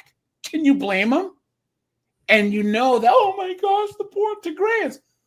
My friends I have friends of mine that are Ethiopians who don't know each other. I have one friend who is Tigrayan, and he's just like, my people are dying. And then my other friends are like, fuck the Tigrayans. I'm like, oh snap, I'm not going to get you guys in the same room. So Ethiopia used to be 3 countries together: Somalia. He's also using Eritrea, this as and a chance to Ethiopia. virtue It's signal modern all day the time. tribalism. They split because they didn't want to be part of the tribes anymore, and now we're seeing Trump, who will sit in the Oval Office and take questions uninterrupted for 45 minutes, when Joe Biden, couldn't even answer a single question. I know that you're not, supporting Joe Biden, but back to your original contention. I need to forcefully push back on this, because there is nothing fascistic about deporting people in your country that are here illegally, securing your borders, and putting your own people first. You're right. We are being tested. I think we're being tested in a different way. We're being tested at whether. Guys, here's this other one, right? This guy. Guys, let's look at another man who's on the left. Guys, this is why men are going to move more towards the right. Here we go. Yeah, okay. We'll throw some more. Disagreements are welcome. If not, we'll keep it up. Just please tilt the mic up, because you're taller than our usual question. So what I want to know, of course, so Trump, when he was in This office, guy looks like he's about to be he had control pick up a rifle in the House, and yet there are many, many issues that are still going on. Well, so you bring up a pretty good point and then a not good point. So let me give you the pretty good point. You're right. Trump should have done more with a unified House and the Senate. So Donald Trump did actually fix the border, and he did it without the U.S. Senate or House. He did it through executive orders and through executive direction. The border, when Donald Trump was president, had the lowest ever recorded border crossings into our country on the southern border. Under Joe Biden and Kamala Harris, it's the highest ever, right? And so why did he veto the border bill then? Okay, well, first of all, he used his political power. Fair enough. How much do you know about the border bill? So the border bill was endorsed by the Border Patrol agents, right? First of all, that's not correct. That is. Guys, what question did he ask him? What do you know? Well, it was enforced by the Border Patrol agents. Is that the answer to his question? Beta. No, they came out and they said they totally pronounced not Harris. They didn't endorse Harris. They endorsed the bill. No, you can look at Brandon Judd's statement. He said that's one of the greatest misinformation lies. But let's talk about what actually it is. You can't be defending Kamala Harris and Brandon seem like Judd, a man like at border all. bill. Actually, I'm going to type in the border. It's just like, Well, it's just no, like Brandon sad. Judd is the one you should look at. Okay. So anyway, what some union says or doesn't say is besides the point. So, but let me ask you this: forgetting the Border Patrol's endorsement or not, mass amnesty was in the bill. It would have given amnesty to 10 Border million. Patrol Union-backed Senate immigration bill, despite Yes. House GOP. He wouldn't even Yes. listen. What did Brandon Judd say about? No, guys, do you see how he's like a chick? He has his phone. Yeah. He has Yeah. his And he like goofy crosses hair. his arms afterward Yeah. and stuff. He's even holding his phone and looks like a chick. Yeah, I know. That's what I'm saying. Yeah. Get that man a wig. Yeah, look at that, man. About that. So the National Border Patrol Council, Right, but that's not the Border Patrol Union. Those are two different things, right? they still have their endorsement. And again, you Yes, can't say they're Kamala's. Hold on a second. They possibly again, they because, again, retracted they it didn't soon endorse after. Just to be clear, though, it would have given amnesty to 10 million people in this country. Do you think that's a good idea? Potentially, if they're working in this country. No. Okay, hold up. You would hold up, give hold up. amnesty. The majority. The last time I remember we gave amnesty was during the Reagan administration, and people in this country were livid because it was if I remember my numbers, I believe it was 3 million illegal immigrants were granted amnesty. And that's the big heartache I have more with of them to that. come here. So what if they're working? They're here illegally. They're taking jobs away from people who could be doing that work. And I people don't always, understand that. I never understand that rationalization. Well, they have jobs. but I mean, like let's go back to like the what our nation is. It's a nation of laws where those laws are drafted by the people who are elected to make them. When you simply just dismiss and don't enforce federal law regarding immigration, you're essentially saying you don't care about what all of the previous Congresses and all of the people who voted for them had to say. That's if you don't like law, change it. Yeah, but like to nullify it, as the Democrats try to do, is inherently disrespectful to our system of government and the will of the people. Correct. Sorry, Sorry, illegal AJ, immigration. 75% of illegal immigration is. Wait. overseas. Okay, These he's are doing the bird hands thing too. And look at the crossed arms and his posture and everything. Yeah. This guy was an OF simp. This is an OF simp. That's who votes for Democrats. You have the OF chicks and the OF simps, and together they form an OF. This is an OF brigade. That's who the Democrats are. The OF brigade. Million people that came. We're not even talking about the overstay visas. We're talking about people that came across the border. 10 million of them, uninvited. What would you do with them? Give them jobs? If there's room for them to work. Oh, this is a super important moral distinction, though. And that's fine. We have clarity, not agreement. You think the people in this audience should have to compete against foreigners for jobs. I think that you have a moral obligation to your own citizens to give them jobs before the people. So You say now, not? Okay. We don't have to worry that you're making a dilemma that doesn't exist. There are more jobs right now in this nation than there was under Trump. Hold on a second. First of all, not well-paying jobs. And they're Fake not keeping up. jobs, Why do you too. think that wages aren't keeping up with inflation? Wages aren't keeping up with inflation because people in this audience have to compete against people that have come across the border. But let's just talk about the morals of it. Just the moral. So you would give amnesty for people that are and newcomers that just come in and cut in line. I want to talk about the practical here, Charlie. No, I'm not gonna I want to talk about the practical here, Charlie. Okay. Even though I don't have to put them in my house or in my parents' house, because I don't live anywhere. I've never paid rent before, right? Come on, man. Or no, the border bill gave them amnesty. It is practical. So That's again, why the Trump practical torpedoed here it. is if they can help our nation, then we should let them. Just let me ask you a moral question because we can go back and forth. Do you think it should be a Again, crime? Charlie, I'm not here to talk. You're talking. See? I'm here to talk the practical. There's that thing when someone says your name, right? Korg. Hey, Korg. Okay, you understand Korg, right? When someone says that's this passive, aggressive female way to talk. You shouldn't It be kinda having says to that you're not say taking- someone's name like you're their mother. Right, like repeating their name is like it's like a demeaning. Like, I'm not taking you very seriously. You're coming across to me like an idiot. That's how it seems. Don says his max weights are pink barbells. Oh, guys. Yeah. Let's go. Which Hold on, is no. if they're I am here practical. And they can work. No, we're not talking about moral here. Well, no, the only discussion is the moral. Do you think it should be illegal to come into the country? That's not what you led with the moral. That's not what Because he doesn't want to have a moral argument. No, we're going back to the border bill. Actually, no, I'm not strongmanning it. The border bill said it's strawman. Snow, what did you put in the private chat? A video for later that would be kind of good. A funny one. Here, click on the link itself and not on the Discord post, because you put the link to the Discord and not to the actual video. So and not strongman. I got it. The border bill did what for an amnesty? It would have given amnesty to 10 million illegal aliens. Yes. Okay. Again, So you asked. You said, why did Trump torpedo it? Because Trump cares about Americans more than foreigners. That's why. Okay. The GOP endorsed it.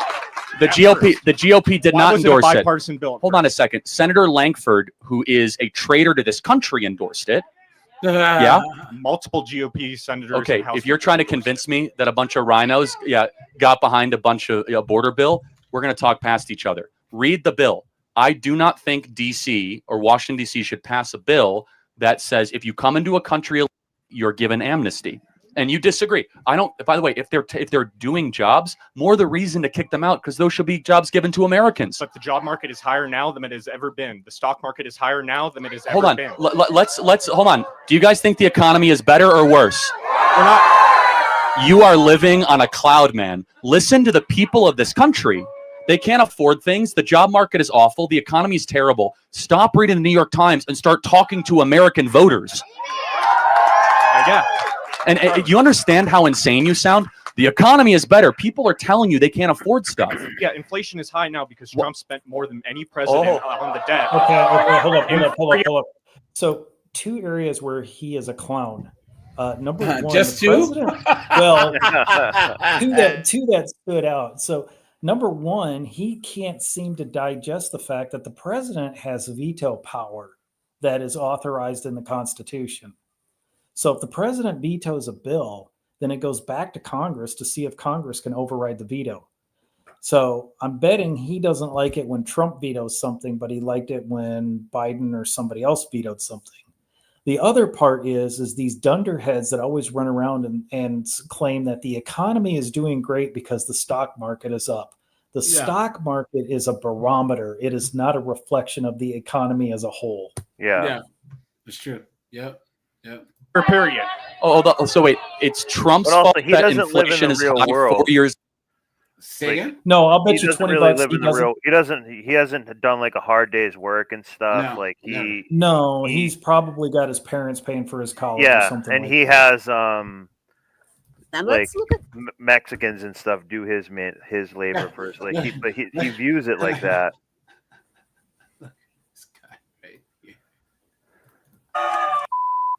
Statistics are facts. You are not a gender scientist. What the hell is that? What the hell Oh is this? my! It's like a vampire, dude. Zesty vampire. What percentage of murders do blacks commit in America? We shouldn't justify you being here by giving you an audience. You do. As you're sitting there talking.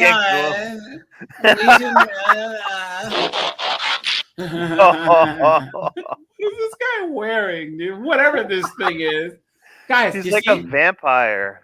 Guys, who wants to be over on the left? This is a gallbladder general right here. You know what I'm saying?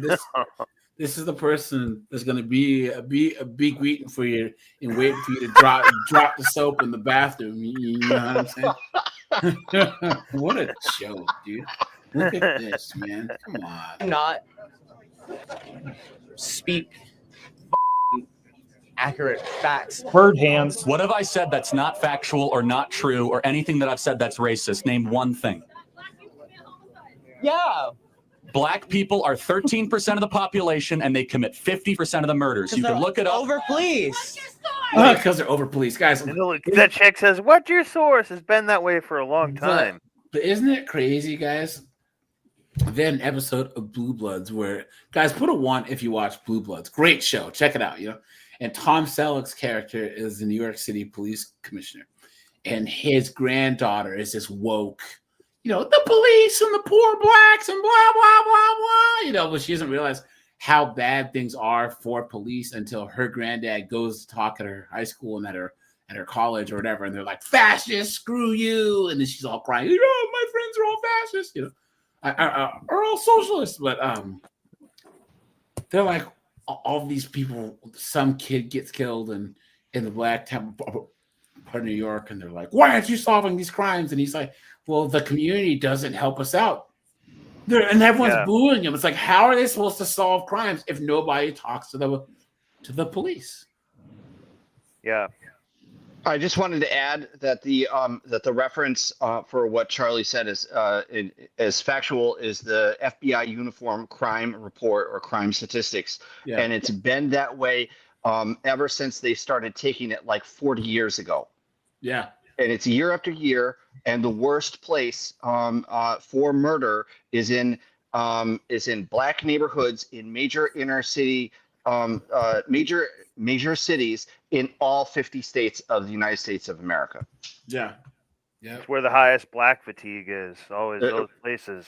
Yeah, without it's an so exception. funny because if you go to those neighborhoods, this is where Don Lesbian was trying to ask these people if they feel bad about the National Guard, and all the black people are like, bring them in here. We want to be able to actually walk around and be safe. That's like where they were like, oh my God, Bukele down in freaking El Salvador. All the El Salvadorians are like, right on, man. Put all these gangbangers in the. Imagine if one of the people who he interviewed, he's like, the barbarians are at the gate, Don, and just walks away. There was just he was just on. Was it on his Instagram? Hold on, let me see if I can find this. But guys, what's so funny is. Hold on, let me see. Okay, I can't type Don Lesbian in the search thing. Hold on, where are his little street interviews? Look at this idiot. Oh,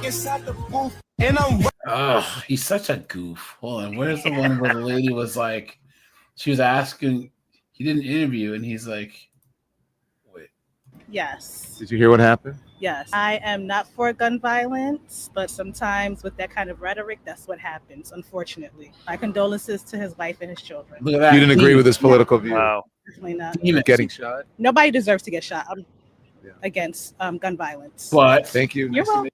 Look at how he just dismissed her, kind of, and just walked right away. I'm Alex. Nice to meet you. We're from Sweden. Oh, you are? Yeah. Did you hear what happened to Charlie Kirk? Yeah, we heard about it. And what do you think? Well, I mean, we're European, so we don't really agree with that type of politic. But I mean, it's and that's why your entire continent is screwed. Look at that. It's Father of two.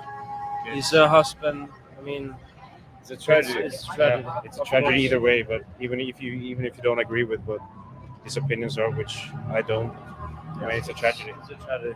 Yeah, of course. But that's our. Do you know who Charlie Kirk is? Yes. You hear what happened? Yes. What do you think?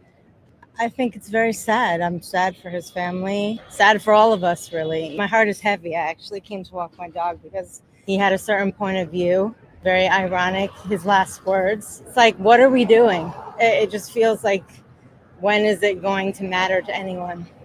What did you think of his political views? I mean, not a fan. I'll leave it there, but from on a human level, nobody deserves that. You know what I'm saying? It's like until friggin' Nug or friggin' a Miguel from friggin' Venezuela comes and friggin' steals your dog and punches you in the face. Do you know who Charlie Kirk is? Yes, of course. And did you hear what happened? Of course. What do you think? I think it's devastating. I think that this violence on this so-called tolerant left has to stop. I think that it's a tremendous loss to the MAGA movement. No matter what side of the political aisle you're on, I think it's absolutely devastating. This was a political assassination. Are you a conservative? I am a conservative. Are you MAGA? I am MAGA. Why do you think it's a loss, a tremendous loss for the MAGA community? Because I think there's several reasons that President Trump won the election. And I think that Charlie Kirk is a major part of that reason. He handed President Trump the youth vote. Youth male vote. Yeah, you're right. Yeah, but I mean, there's a lot of Females conservative like it women that too. also follow Charlie Kirk. I mean, they're kind of out of my age demographic, but I think that Charlie Kirk was instrumental in handing that victory to President Trump. Do you agree with all of his views? No, I did not. We never agree 100%. Someone played a clip for me today of Jesse Waters on Fox saying either we're at war with them or they're at war with us, meaning liberals. I worry about retribution. I don't want that. Yes, I don't want that either. And I think that we need to stop. But that's not going to happen, guys. After We have Knucklehead class. Floyd was leading, you saw riots. But after this happened, Yeah, you know, we're not about to get mostly peaceful protesting how they were doing look it. at that, man. Do you know Charlie Kirk? Yeah, I do. And what do you think of what happened to him? You know, sometimes revenge is a dish best served cold. I hate to celebrate Look someone's at this death, but when you talk simp. about guns rights and Yeah. you talk about how much He it's has going to be a AIDS. menace to you and it impacts you, like, what do you expect? You know, sympathies to his family, but this is why we need gun control. One of my friends said on social media, he died in a world that he wanted. Yeah, he said it himself. Guys, they're demons, dude. Don Lemon asked him if he wants to hook up afterward. Demons. Yes. Where do you live? I live here. Do you think we need the National Guard on the streets here Oh. to help with crime? Maybe more. You think National Guard or just more police? More police. What about armed military? I think it's good. If we are going Didn't to expect that, did you, Donnie? You're all for it. Yes. Well, nice to meet you. The better is we are safe. Yeah. It's the important thing. You live in the Bronx? Yes. How long have you lived there? 8 years. 8 years. From? Yes, I'm from Dominican. From Dominican. Nice to meet It didn't go the way you thought it was going to. But here you Who go. you? Don Lemon. You're a fucking moron, dude. Thank you so much. So you've never heard anything I've had to say, and I've heard a whole bunch of what you. I'm glad you watch me. No, I don't. You said you don't watch me, but yet you know who I am. CNN and MSNBC were full of shit. Every once in a while, I'd What do see you watch? talking. I watch all sorts of stuff. Yeah, but why do you say CNN and MSNBC are full of shit? Because they lie. They lie about genocide. It Calling was you. obvious what it was on about October 17th. That it was genocide? Yeah. You said it. They lied about genocide. That it wasn't genocide. I thought you were saying that it wasn't genocide. No. They lied that Don it Lemon was. being Yeah, a they lied chick. that it wasn't. That's Court why I has said said- you're a moron to begin with. You're a fuck. Why would you call me a moron? Because you're Because you don't. Because you are a right wing because you're crazy. big and think that you're something, man. I'm supposed to not think that I'm anything. What are you talking You're about? welcome to think. Look at Dawn lesbian trying to act tough, right? Come on, guys. Lesbians. Lesbian. Lesbians. Lesbians. Lesbian. Lesbians. Lesbians. Lesbian. Lesbians. Lesbians. Lesbians. Every time his picture comes up, I just giggle when he does that.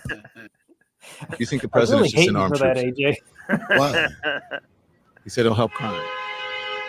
We're doing fine. Oh, please. Come on. The lie detector determined that was a lie. No, you're not doing The guy fine. just got out of prison. No, you're not doing fine. But I want to know about the armed troops and National Guard. What do you think? I think it's a racist move. The lie detector determined that was a lie. That, guys. I think she's. I've been a resident of Maryland all my life, so I think it would help some. Why so? Coming from a family that was broken up, my husband was murdered 2 years ago, and nothing was ever done. Murder where? At home? Right out in front of our house. Yeah, Donnie. It was a carjacking gone wrong, and they shot him in his head. And nothing Killed him happened. instantly. So, but again, our lovely mayor didn't do nothing. Do you know how many They of ever these, find- how many of these crimes go unsolved? Tons. These murders? Yeah. Higher than 92% in Chicago.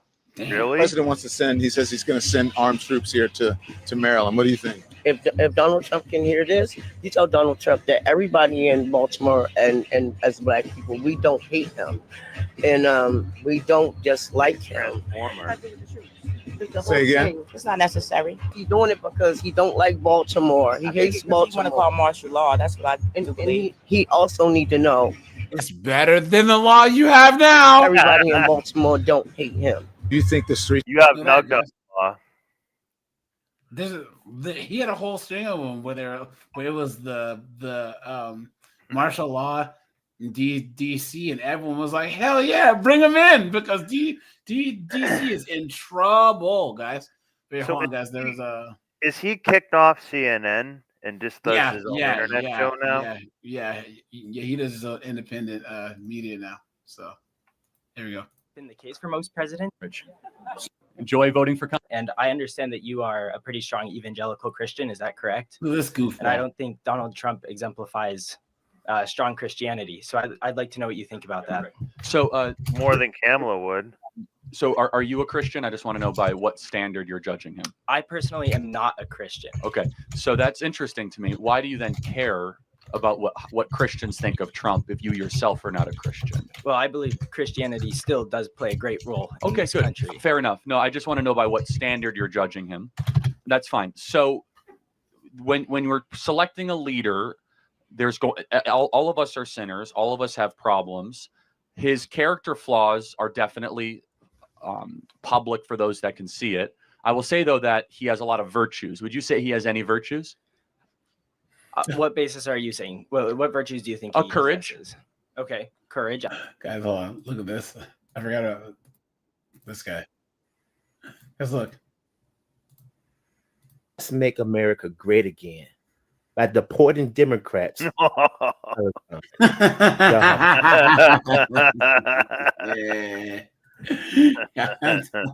I told you guys. Yeah, because there's an article here.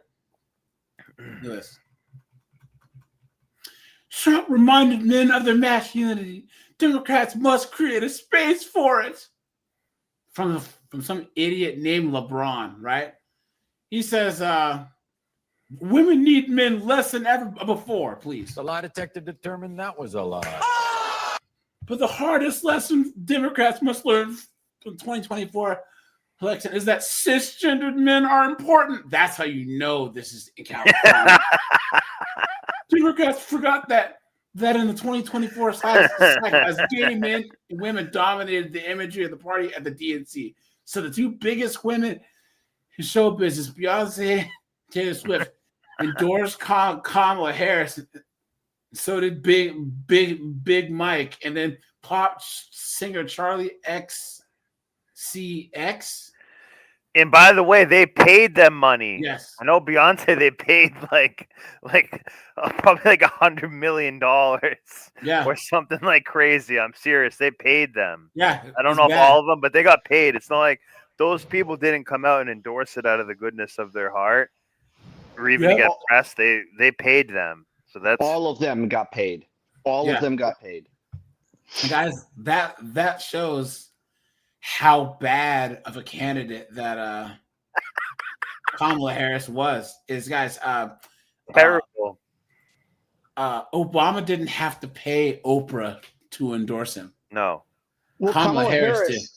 Kamala Harris was given more money than any other candidate in our nation's history to run a presidential campaign, and she got the least for it. Yeah. Look at this, guys. So look at this. So percentage of adults who are Republican or lean Republican. Look at this. So 2020 to 2025. Look at that. And then Democrats are going down. This is as a whole. So this is boomers. This is Gen Z, millennials, Generation X. And I honestly believe that this number is where it is because of Gen Z. Gen Z men are all up here.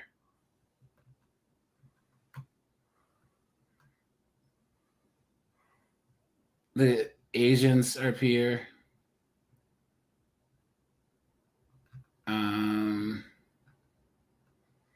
Well, so people without college degrees are actually becoming more Republican. Is that a surprise, guys? No.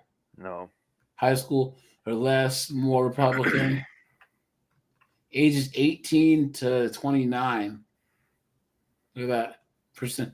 So lean Republicans down here. But then 76 to 85. So old people have gone more towards Republicanism. And then look at this.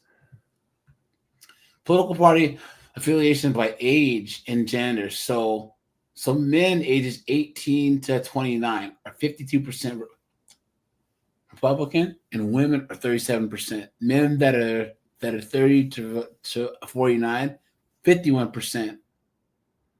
And then look, like older Gen X men are 56% Republican. And then boomer dudes are 54%. Interesting. Guys, what do you think? You know? I can see the one for boomers for sure, because some of them are set in their ways, so they're going to be like not about to change their mind too much in a massive way. Yeah. I think that you're going to see the statistics swing even more sharply towards the Republicans when it comes to men. Yeah, 100%.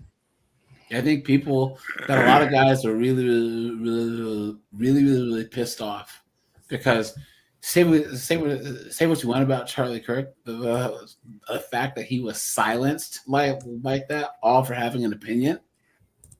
You know, a lot of guys don't like injustice. That was not a just act at all. And a lot of guys do not like injustice. So, Gregory, what's up, dude? How you been, man? Long time. Let's go back here, guys. Where were we? So, Gen Alpha is allegedly from 2010 to 2025, which means they'll be able to vote in the next presidential election, and that's going to be interesting to see if when they step up, which way they vote. Yeah. But I've been hearing that they're leaning heavily conservative, at least for men. Yep. Look at that. Sorry if I'm not as articulate as I could be.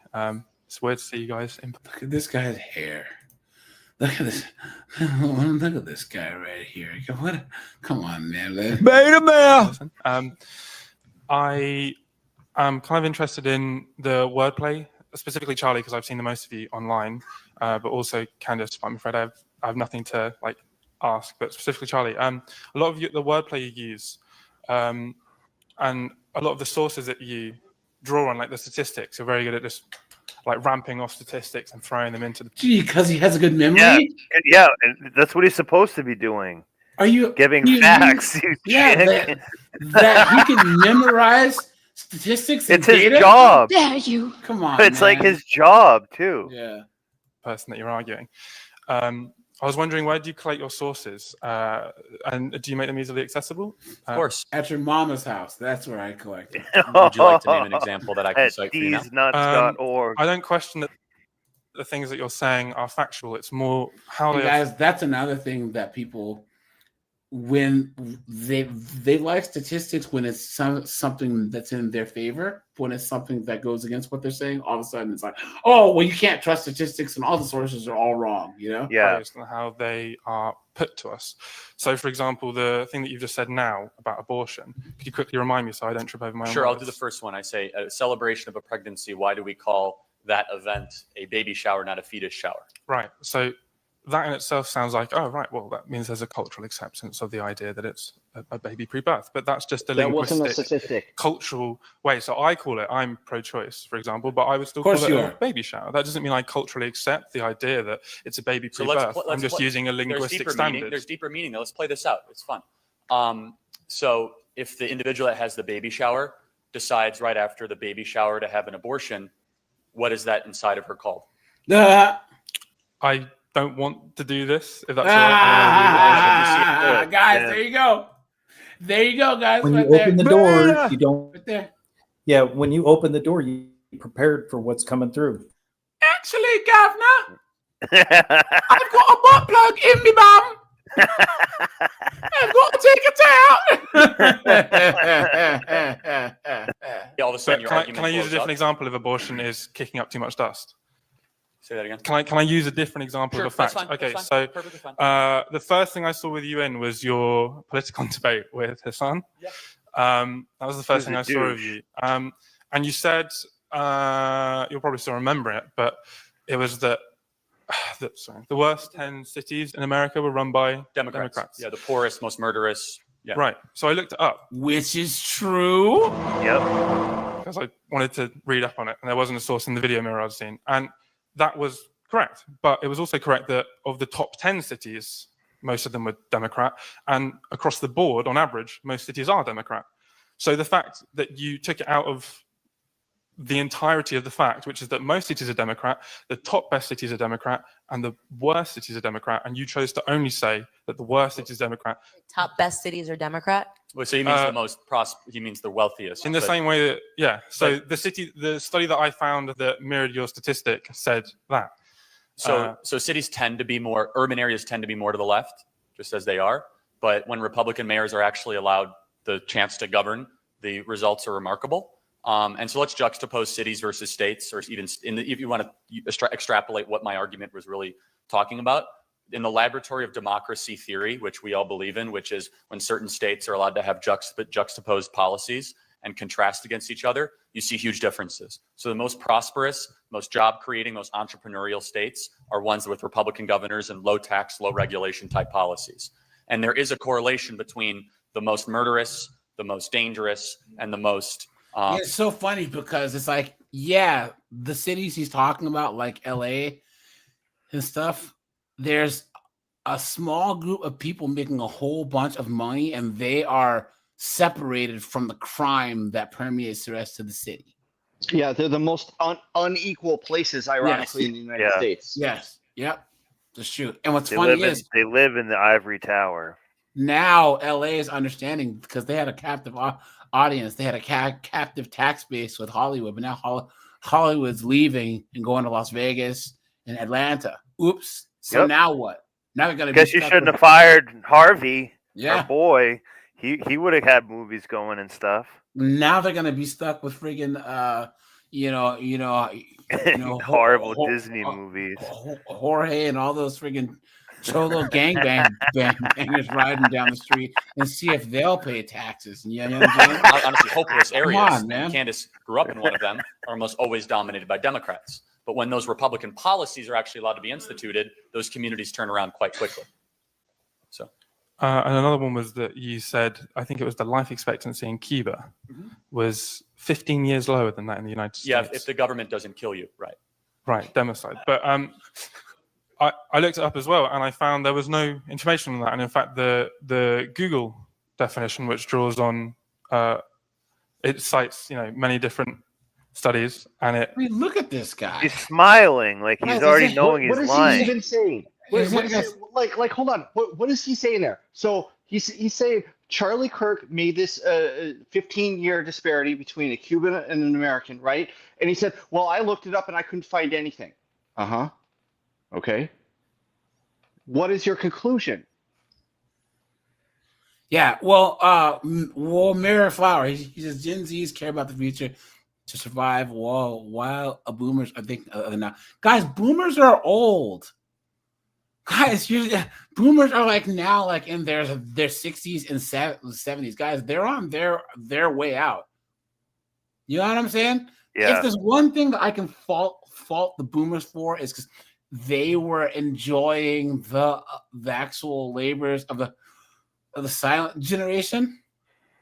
And the silent generation made things so good for the boomers that they just let the policies like feminism and the Great Society get implemented so that everything went to shit. They were riding such a wave of like social and political, like they Karenized it. Those are why I say the voting age should not be 18. Because they pushed for it because they were getting drafted, which is understandable because the draft age was 18, but no. And look at what happened. Yeah. I think that it should be that the age either should be higher, or you have to have some type of like, maybe not own a house, but maybe have like some type of something to actually show that you're like vested in the country's Look at it. Yeah, look at it this way. What was the nickname of the 80s? It was basically the me decade. It was the decade of greed. Yeah. And who was all coming of age, or excuse me, making it during the 80s? And Yeah, it was the boomers. Yep. Yeah, they get a brand new boat for like $1,900 and stuff. And they were all hopped up on Bolivian marching powder Yeah. too. So you know they're Look at what does this guy's shirt say. The bad guys. They're Human. fighting. It says human something. I don't know. I thought it was saying that chooses the bad people that rhyme with hummus, kind of. No, but that's it's like the- what its shirt said for a second. No, it says beta male. response that's backed up by facts and logic.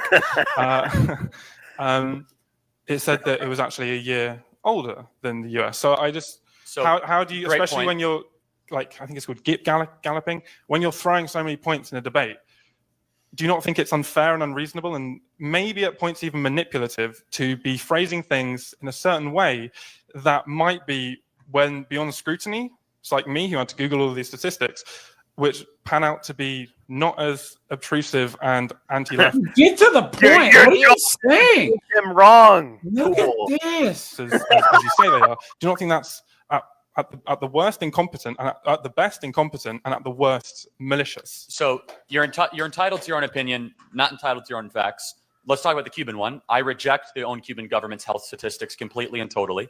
I don't believe the socialist governments of Cuba's health statistics that they submit to the World Health Organization or the United Nations, because objective, independent analysis of their own health standards are nearly 20 to 30 years behind life expectancy that their own government produces. So what you're looking at is corroborated by people that want it to be true. And we can have a 30-minute discussion over whether you believe the Cuban health statistics. But the answer is, show me another statistic of anything I've talked about in the 300 hours that Candace and I have done, public speaking. Everything I talk about, everything I do is rooted in years. But you're evil white man. You Yeah. know? And that's the whole thing about these goofy Democrat dunderheads. You know what I'm saying? Guys, we'll do this one and Hey, then Kirk. we'll watch this. My question is sort of a question / compliment. You're a very good public speaker. And I think a lot of people here might struggle with that. What I'm curious is, somebody with so little education beyond high school and, just experience in the field, how are you able to so confidently just kind of word vomit, right? You said See, go back, guys. Beta. Right? Hold on. He was equating education with experience in the field. That's how people always are. Right. Dude, guys, that's they're like hiding behind this shield of a degree. And it's like, guys, I have a master's degree, and I can tell you guys, most of you young guys, you do not need to go to college. Seriously, Dude, I've guys, met so many educated idiots. It's not funny. guys, here's the thing. You know what'll make you realize how much you don't need college? Going to college. Guys, my dad said in medical school, there was people in medical school. He's like, you're going to be a doctor. Oh, no. You know what I'm saying? But like, guys, when I was in grad school, there was people that were absolute dunderheads, man. I'm like, dude, how do you even breathe on your own? You know what I mean? Yep. Like, what are you talking about? Oh my God. So that's pretty common. Yeah, dude, you have Oh, yeah. no idea, man. I've met so many people with master's degrees that I look at them and say, how do you dress yourself? Yeah. And guys, here's the thing. There are certain fields like engineering or whatever where, guys, you just can't make it in engineering as an idiot. Now, you might be autistic and act like an idiot.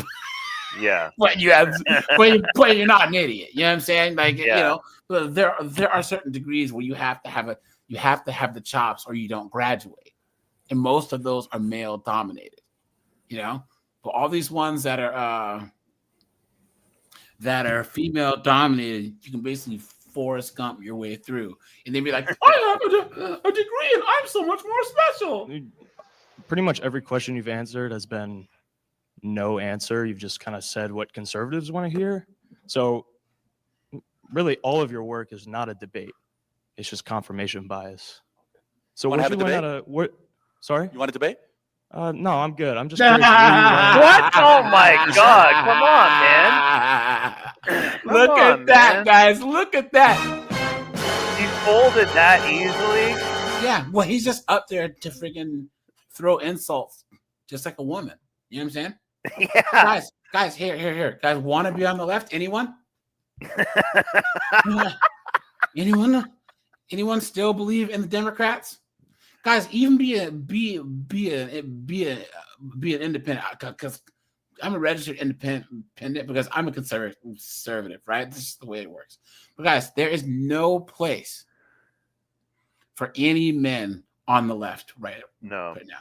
When someone put a post on my Facebook, this girl that I was friends with in college, that honestly was like, we need to consider Pete Buttcheek as the Yeah. Can you imagine a dude who gets blasted in the booty hole trying to run for freaking Not only that, like president of the United States? He's like a complete wannabe CIA shill. He's like, hey guys, like I'll do something bad if you want me to do it, and they're like, Pete, shut the fuck up. Like, Dude, you're vice president at best. But guys, Kennedy got messed for being Catholic. Romney got messed for being Mormon. Do you guys think like all the things that there are these issues that people have based on someone's background? Do you really think people en masse are going to vote for a guy that's there's no way? Guys, what do you think we will have first? A woman president or a LDHD TV dude president? Neither. Ain't gonna happen. No, guys, no, Nope. no, seriously. Like This country will not put an LDHD TV in the White House. No way. I honestly think that people would vote for a white straight woman before putting a gay dude in there. I'm dead ass serious. There's no way a dude that freaking goes down on other dudes is going to be in there. Guys, shit. That's never going to happen, ever. Lenny says Obama already did it. That's what I was thinking, yeah. Guys, hit the like. Oh no, dude! Look at that. Or you learned how to. I'm a high school graduate. You're in college, man. Let's debate. I vomit for a living. You said. Yeah. Come on, let's debate. No, I'm not. Yeah, here to and that debate. kid is That's wrong not- about that's not my word question. Just here to vomit, insult me. Yeah, you're a bad. Yeah, I am. You're a hero. Where did you learn how to public speak? Because you're really good at lying out of your ass. What have I lied about? Name one thing I lied tonight about. The stats. Name a second thing. No, name a stat. I said that's wrong. You said 11 million jobs. You said 50%. Yes, 11 million jobs are open for blue collar work according to Mike Rowe and according to 3 independent studies according to the Department of Labor. Name another stat. I said that's wrong. I guess my main point. No, name a is third stat that I said that's wrong. When you say a stat or you just say numbers, it's helpful usually when you're public speaking to say where you got that information. Because people What a disagree with you. complete douche. Right? This is Not- He no did. humility. This is an examples. Where did I exact lie thing or of say they a were stat saying that's no not true? humility. You need to work on not doing confirmation. Okay, so number one, he's standing there with his hands in his pockets, and he can't even enunciate clearly. And when he does speak, he's looking down at the microphone instead of looking at the person he's talking to. Corb, what did we talk about the other day, guys? There are doers, and then there's turds like this. One thing that you can say about Charlie Kirk, he was a doer. He would go out and do things. He was out here doing things. And right now, guys, put a 1 if you agree. Right now, society hates winners. They hate doers. They hate people that are out there trying to make a change and trying to do things right, whether they succeed or not, right? People hate the fact that because it holds up a mirror in front of them. They would rather be on Instagram trying to lie and make it look like they're doing something than actually being out there doing things.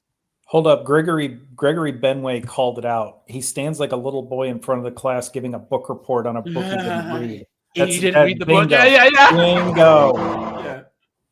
Yeah. Bias. Give him a membership. Hold on, dude. no, but you come up here and say, "Oh, how did you, with a high school education, learn to spew BS?" Say one thing I said that was wrong, misleading, unfactual, not rooted in data. One You're thing. doing it right now. I'm asking you a question. Okay, he doesn't I answer was just the making question. a comment, and you're spinning it. That's what you're really good at. That's why I think you're a good. No, you public came speaker. up here and He's insulted me. deflecting. I'm asking you, how have I misled this audience? And you come unprepared, like not with a single data. I thought you'd at least have like one gotcha, man. Like one number, like one thing. 11 million job openings, according to the Bureau of Labor Statistics, that require muscular labor and require just a 6-month technical training degree. That is true. At the apex, 15,000 people coming across the southern border every single day. I even said it's down a little bit. That is true. Look at this guy. Look at that guy. See, guys. Look at his central premise that. Look at his central premise that his education somehow makes him better than Charlie Kirk. Well, not when it comes to this argument. Yeah. Again, just because you're in college doesn't mean you know more or you're more intelligent than the next person on the street. Do not take people at face value. Yeah. He doesn't know how, just because Charlie didn't go to college doesn't mean he's, like I said the other night, he's very well spoken. He's very intelligent. He comes prepared and he's very polite to everybody he interacts with. But guys, interacted with. This is one of the things why like I don't believe in the whole idiocracy thing. Like the movie was funny, but guys, like everyone acts like, oh well, the rich aren't having kids, but the poor are. Guys, most rich people came from poor families. It's not like if only the poor have kids, people are just gonna be stupid. You know what I mean? That's not how it works. You know, like it's like, you know, you get people like Charlie Kirk or Tom Likas or people where they grew up in regular, like, you know, working class or below working class families and were just intelligent. They were just born smart and then just took life by the balls and went with it, you know? So I don't honestly believe that if Elon Musk doesn't have kids that we're going to be doomed. You know, there's going to always be that small group of people where they come from, you know, lower class, middle class. There are people who start out like rich and upper class who end up screwing up and ending up poor. In the same way that there's poor people who end up rich. It's just if anything, rich people by the third generation, their kids are so dumb and lazy that they actually lose it all. Yeah, that's facts. It's very rare for generational wealth to continue onward. I'll give you a great example: the Kennedy family. That's true. They started out poor, got really, really rich, but look at how those people turned out. Hey guys, can we pump the brakes here? Because I want to talk about generational wealth here, right? And I'm gonna maybe we can do a live stream on Thursday about this. Hold on, let's see. Hold on, guys, 1 second here. Guys, drop a like on the stream. Appreciate that. Okay. Let's pump the brakes here. Let's do this. I can hold on. I'll throw another one out there for the folks. Cord, can you just define what you think generational wealth is first? Generational wealth would be wealth that's transferred from generation to generation. Snowboard. Somewhere along the line, a patriarch is going to acquire wealth at such a level that it gets passed on to his heirs. Snowboard, Matt, what do you guys think? Generational wealth, going right along with what Korg said, it would be wealth, I think, in the way that I think about it, that is so extensive that the person's children or their children effectively don't have to work in order to have a very high quality of life. Okay. I think the real definition of it is probably like wealth, assets, maybe even businesses and whatnot, systems that are set up that really make like your legacy succeed. So that's what I think generational wealth is. Okay. So, Matt, I do not agree with your definition of generational wealth, because I think what people think is you have to be able to earn in your lifetime enough to where your kids don't have to work. Generational wealth is basically that through the sum of your life, you leave something to your children that's passed down. It's a snowball that can happen, right? Guys, and this is where the Black community started messing up. Guys, do you know how many white people and Asians I know? Oh, my grandma died and we have to settle her estate. So next thing you know, they have to sell their grandparents' house, and there's a life insurance and the cars and the assets, right? Even if that equals out to like 60 grand a person, right? That's $60,000 extra that those grandkids have. Right. And then once they die, it's the same thing, right? I think that and especially, did you ever see Kevin Samuels? He was talking to that 44-year-old chick that was like 500 pounds, and she was like, "Well, I believe in generational wealth, so I'm trying to meet a guy who." He goes, "You're 44. You don't have any kids. What generations are you talking about? What generational wealth? You have no generations to pass anything down to." Black people after slavery and during Reconstruction were actually like in the black parts of town were actually had businesses and properties, and like my mom's family has their farm that's been handed down since like 1875. You know what I'm saying? So like she and her siblings actually own that land, and if they decided to sell it, they can make a good penny off of it. You know what I'm saying? That's what generational wealth is. But what happens more and more is that people have this unrealistic view and act like somehow you're supposed to go from working class to rich in our lifetime, which is not likely to happen. And the fact that people are less married than ever, right? So you have one person trying to live and pay bills on their own in a society that needs two incomes. Then see, guys, we aren't really unrealistic about like wealth and all this other stuff. Because how many times have you heard women throw the generational wealth term around, especially when it comes to dating, right? They're having bastard kids with Nug and Gavin, and saying somehow they want generational wealth. How? They don't have any retirement.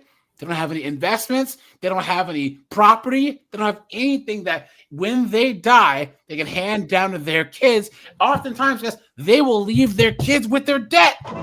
Maybe they think that they can manifest it. Here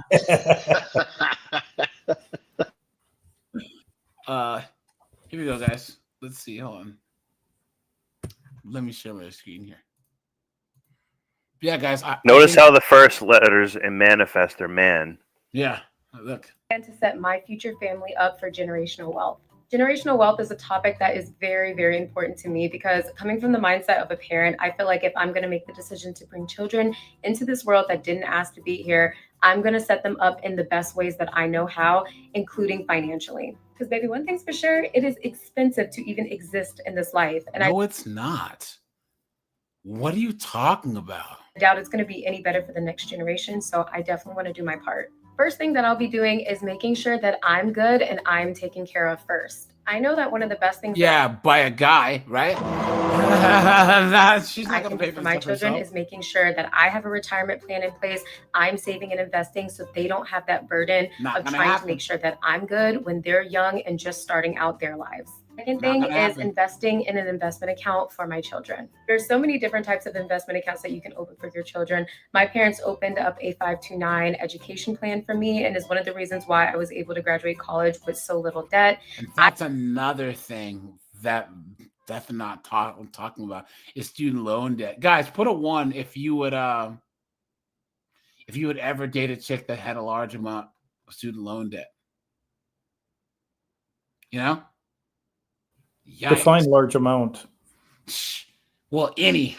Thank you. These people who have like $20,000, $30,000, $40,000, $50,000. Come on, man. That's crazy. Yeah. Student loan debt? I don't got shit to do with it. Yeah. Yeah, guys. Yeah, they're friggin' student loan debt. Right? That ain't got shit to do with me. Hey, that ain't got shit to do with me. That ain't got shit to do with me. Hey, that ain't got shit to do with me. The 3 best industries for building.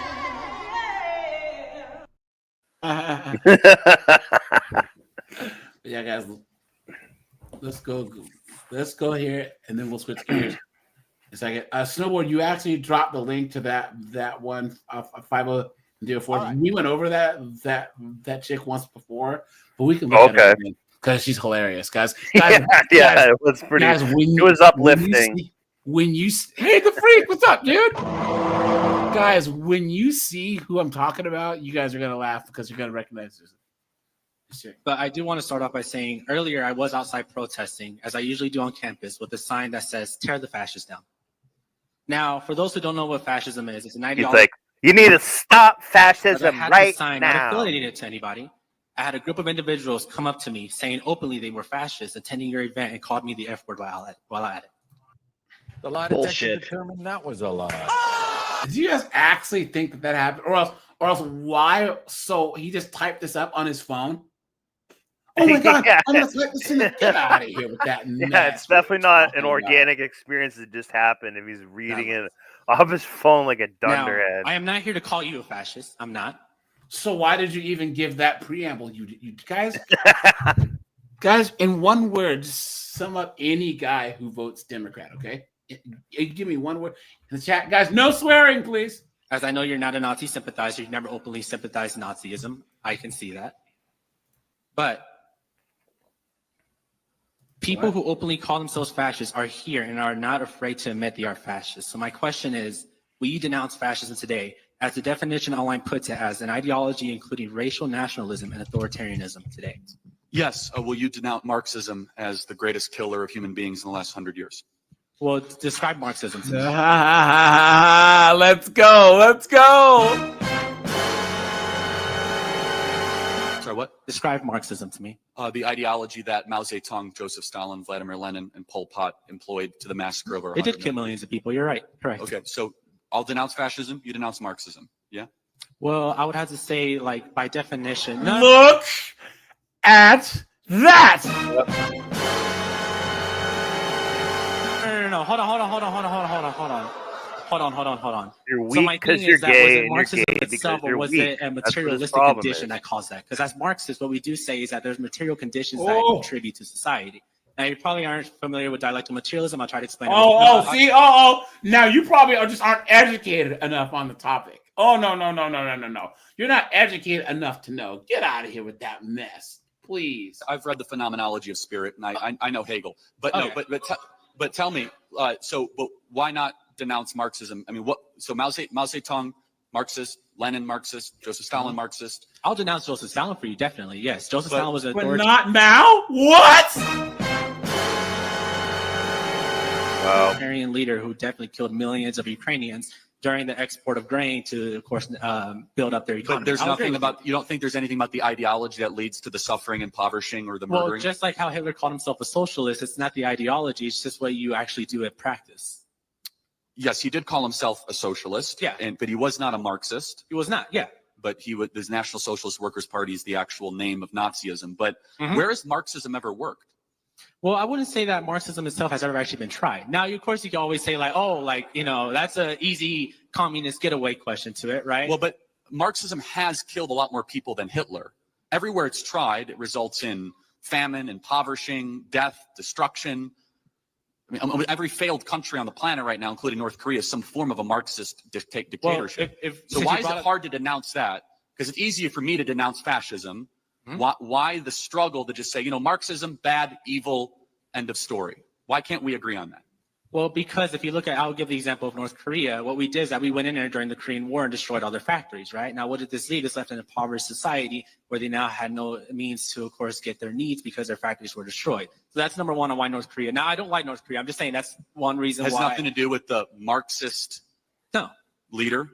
Nothing? He's not a Marxist leader. I wouldn't consider himself. There's nothing to do with North Korea invading South Korea? So the ideology of Marxism is simply that workers own the means of production. Guys, I'm glad that I clicked on this one, and we saved the best for last. Because guys, do you see any testosterone here? No.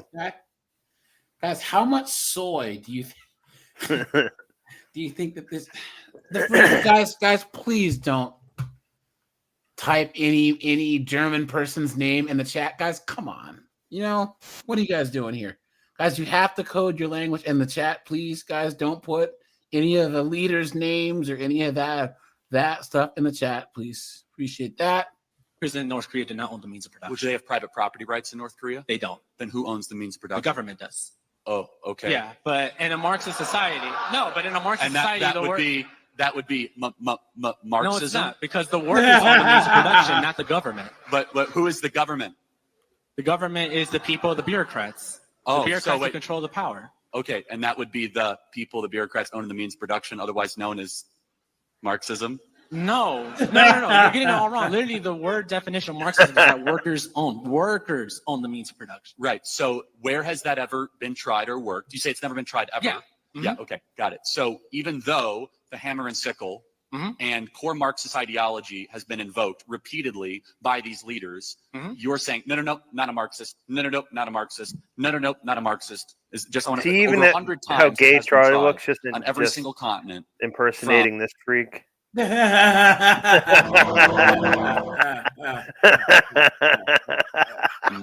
Mugabe in Rhodesia, which became Zimbabwe, to parts of India, to China, to Korea, to parts of Eastern Europe, to Central and South America, to Venezuela. None of that is Marxist, even though they say they're Marxist.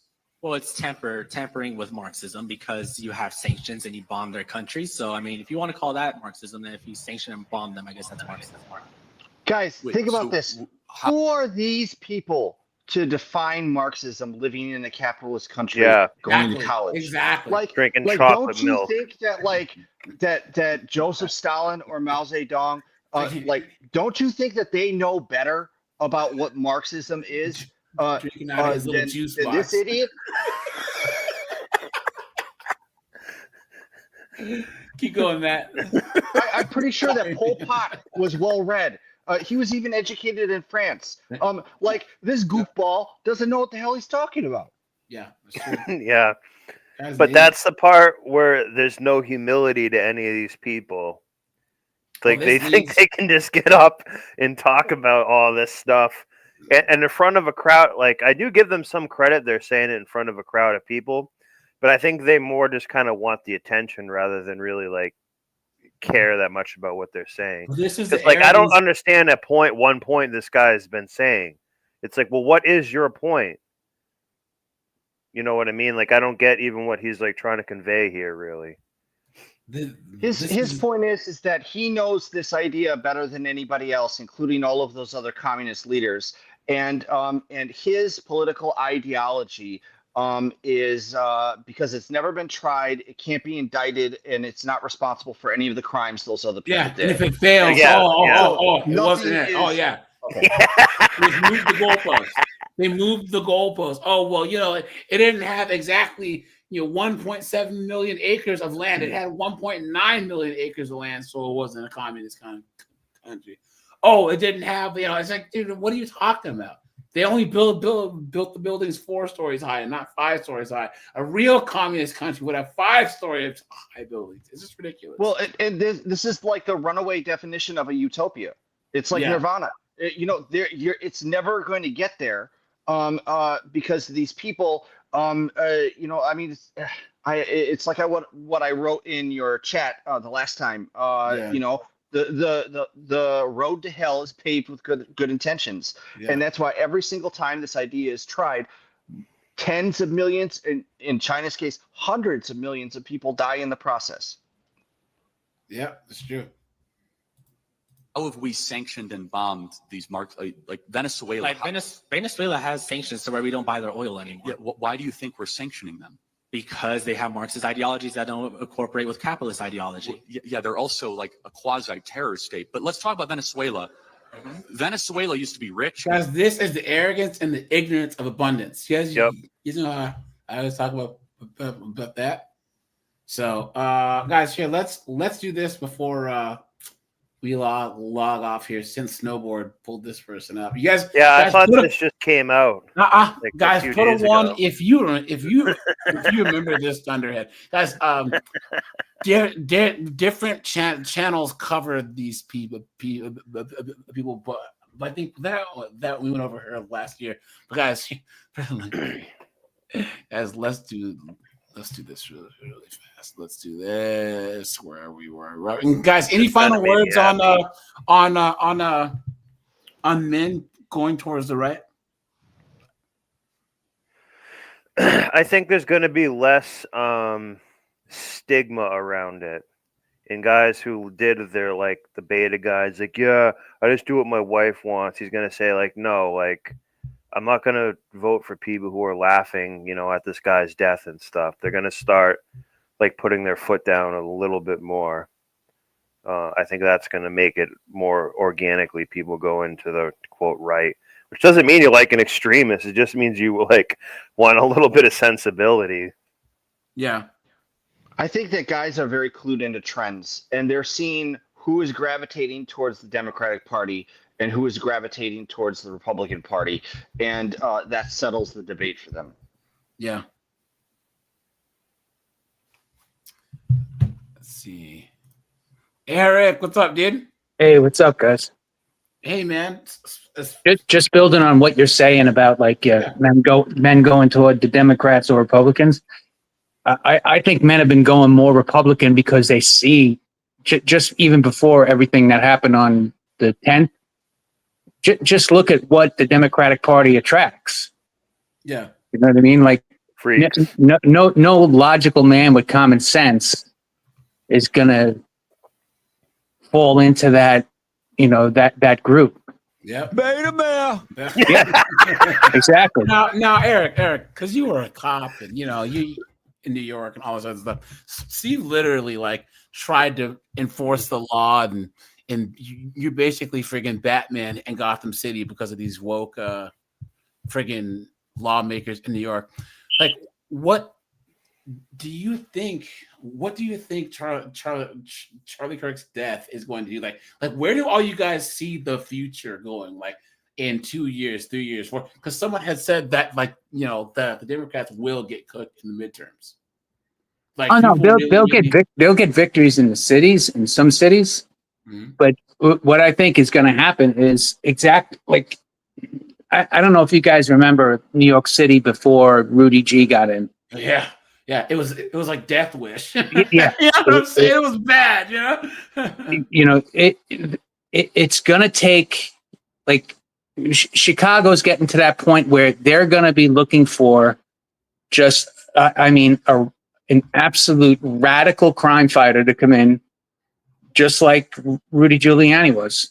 Yeah, and he turned the city around in 6 years. Yeah, it went from the biggest hellhole to attracting to an international tourist attraction, attracting business from all over the world. You're going to have it, and how you crime fight is exactly the way Bill Bratton did it. You lock everybody up for everything. You write tickets. You enforce quality of life crimes. Someone takes a piss on the street corner, you give them a $150 ticket. Yep, city ordinances. Yep. Someone breaks a window, you lock them up for criminal mischief. Someone does something stupid, you lock them up. You enforce the existing laws. You can't. No society can run if it's lawless. No society. Yep. And the idea that people are saying, this idea that it's okay to murder people if you don't agree with them, that is just basically one step from anarchy. Because what if somebody went out and off one of the left's heroes, like Cenk Uygur or that retard Vosh or whatever? You know what I mean? Well, but they think that the rules don't apply to them. It's just like what some of the other people on the panel were saying, is that they never think that the same treatment that they think is the right is deserving of, that it's ever going to rebound and come back and bite them in the ass, and that's exactly what it is. Well, that's what's happening now with all these firings. Remember, they were gleeful getting people fired if they didn't want to get a jab. Well, or gleeful getting them fired if they refuse to go along with the insanity of the Transformers ideology, and if they spoke objective truths and said that there's man and woman. Yeah. I mean, No matter how you slice it, I've only seen 2 categories in the Olympics, not 72. Yeah, that's true. But yeah, guys, I think it's that this election did show that the silent majority is more conservative. Yeah, and whether you like it or not, the majority of women, white women, Hispanic women, Asian women, not so much black women, but the others, all voted for Trump. Yeah. Well, B-dubs are just cooked, guys. I told you I'm allergic. You know what I'm saying, guys? I'm telling you, you could Thanos snap 99.74% of all B-dubs away, and the world would be a much better place. I'm dead serious. I'm serious, man. It's just crazy. When people talk about fatigue, it's B-dub fatigue more than anything else. I actually just watched a clip of a lady who was in a pet store, this B-dub, and she was kicking the dog's kennels for no reason. And then the employee told her to leave, and then she started trying to fight the employee. He's like, what are you? You're in a pet store. You're kicking a puppy. What are you doing? Oh my God! Guys. But guys, also when you have this lawlessness or this revolving door, and Eric, let me know if you agree. This revolving door, like in Oakland and Seattle and Portland and all these places that look like friggin' Mad Max, you're punishing the actual taxpayers. You're punishing people that are actually doing the right thing. Right. Getting up, going to work, paying bills, doing everything that they're supposed to do. But like look at those areas you just talked about. Okay, CVS, Walgreens, I think Target, a whole bunch of stores have just said, screw it. Yep. We're not staying open. There's one. I saw this thing. This one store will only let people into the lobby, and you give them a list of what you want. behind, wow. And they have the doors locked. They have the cages down, and they have like it's like going to like a check cashing store. Oh. And you give the people a shopping list, and they get your groceries, and they don't hand them out until you pay. It's like a little it's like one of the only bodega. It's like a little bit bigger than a bodega, but smaller than a grocery store. And it's like the only place that has like supplies, like diapers, formula, single mom stuff. Yeah, it has like limited like chopped meat, bread, stuff like that. And the guy refuses to let customers in, and he's smart, and they're saying it's racist, but every other store in the community is shut down because of rampant theft. Yeah, it's sad, man. Yeah. And and again, like you said, 90% of the people are good people, and it's that 10% that absolutely ruins it for everybody. Yeah. Yeah. Hold on, guys. Yeah, this one's. Wait, where'd it go? This one's kind of long, guys, but we can skip to the good parts here. Guys, look at this dunderhead right here, guys. You remember, guys, raise your eye. Let me know if you remember this chick, right? This chick's a mess, dude. And this she made has me happy. crooked eyes too. Look at this. Yeah. That's the sound of the police. Hey, Eric. Whenever you watch body cam stuff, do you ever have flashbacks for when you were still working as a cop, dude? Do you miss it? No, I don't miss it. There was one where a female cop got her butt kicked. That reminded me of one incident that I remember happened when I was there. Oh, the ponytail patrol got whooped. Yeah. That's crazy, man. Yeah. That was the craziest thing I have ever seen in my life. Oh, really? What happened? Not the craziest, but just involving a female officer. This monster, this gigantic guy, he grabbed this cop by the ponytail. And the ponytail patrol. I told you guys. You ever see like in hockey or in football when they do like those rally things with the towels? Mm-hmm. He was swinging her over his head. I swear to God. And then he let her fly against a brick wall. Both her legs were off the ground. It was like he was doing like a helicopter thing with her body. And she was screaming. Like a helicopter. Like a helicopter. He let her fly. He let her fly, and she went flying into a brick wall. And I think about a week and a half later, she had resigned and was off the force. Damn. Wow. But you have to remember something.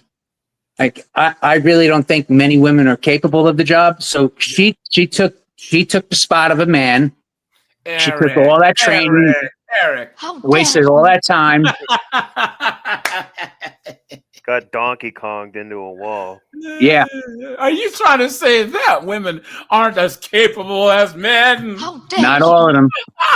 I only knew about 2 that I would trust. What a joke, dude. What a joke. You know? Yeah. It's just sad. There was the one. Did you see And the one? let's be honest about most police. Most men are not capable of being good police officers. Oh, a lot of guys get that power trip, so I agree with that. But you guys remember that female officer who was in the car, and the guy had ran away from the male officer, and the female officer pulled up around the corner, tried to pull her gun, and the guy grabbed her gun. You remember? She said, "Don't shoot me!" And ran away. Yeah. And then the male cop had to shoot the guy. He's like, "Dang it!" What about that? What about that female officer that was going to tase somebody, and she shot her own partner? Yeah, Katie Porter was her name. And then the one where the girl went to disarm the guy and like blew his junk off almost. No, there was she shot him right by his ball bag. No, there was the one where the lady had the knife, and then the guy goes, "Go non-lethal," and then the female officer was supposed to tase her. He's like, "Taser, taser, taser," and then she didn't even have her taser out, and then the guy had to shoot the girl. He's like, "Dang it, what were you doing?" "I'm sorry, I didn't know where my taser was." Ridiculous. You see the woman who shot her reflection in a mirror? Yeah. What? You didn't see that? You didn't see that? Look it up on YouTube when you're off the channel, when the stream is over. You'll die laughing because watch this.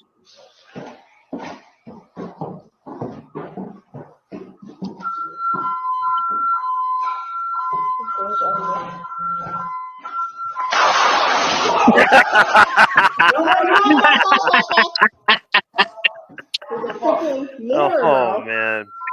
I turned that way.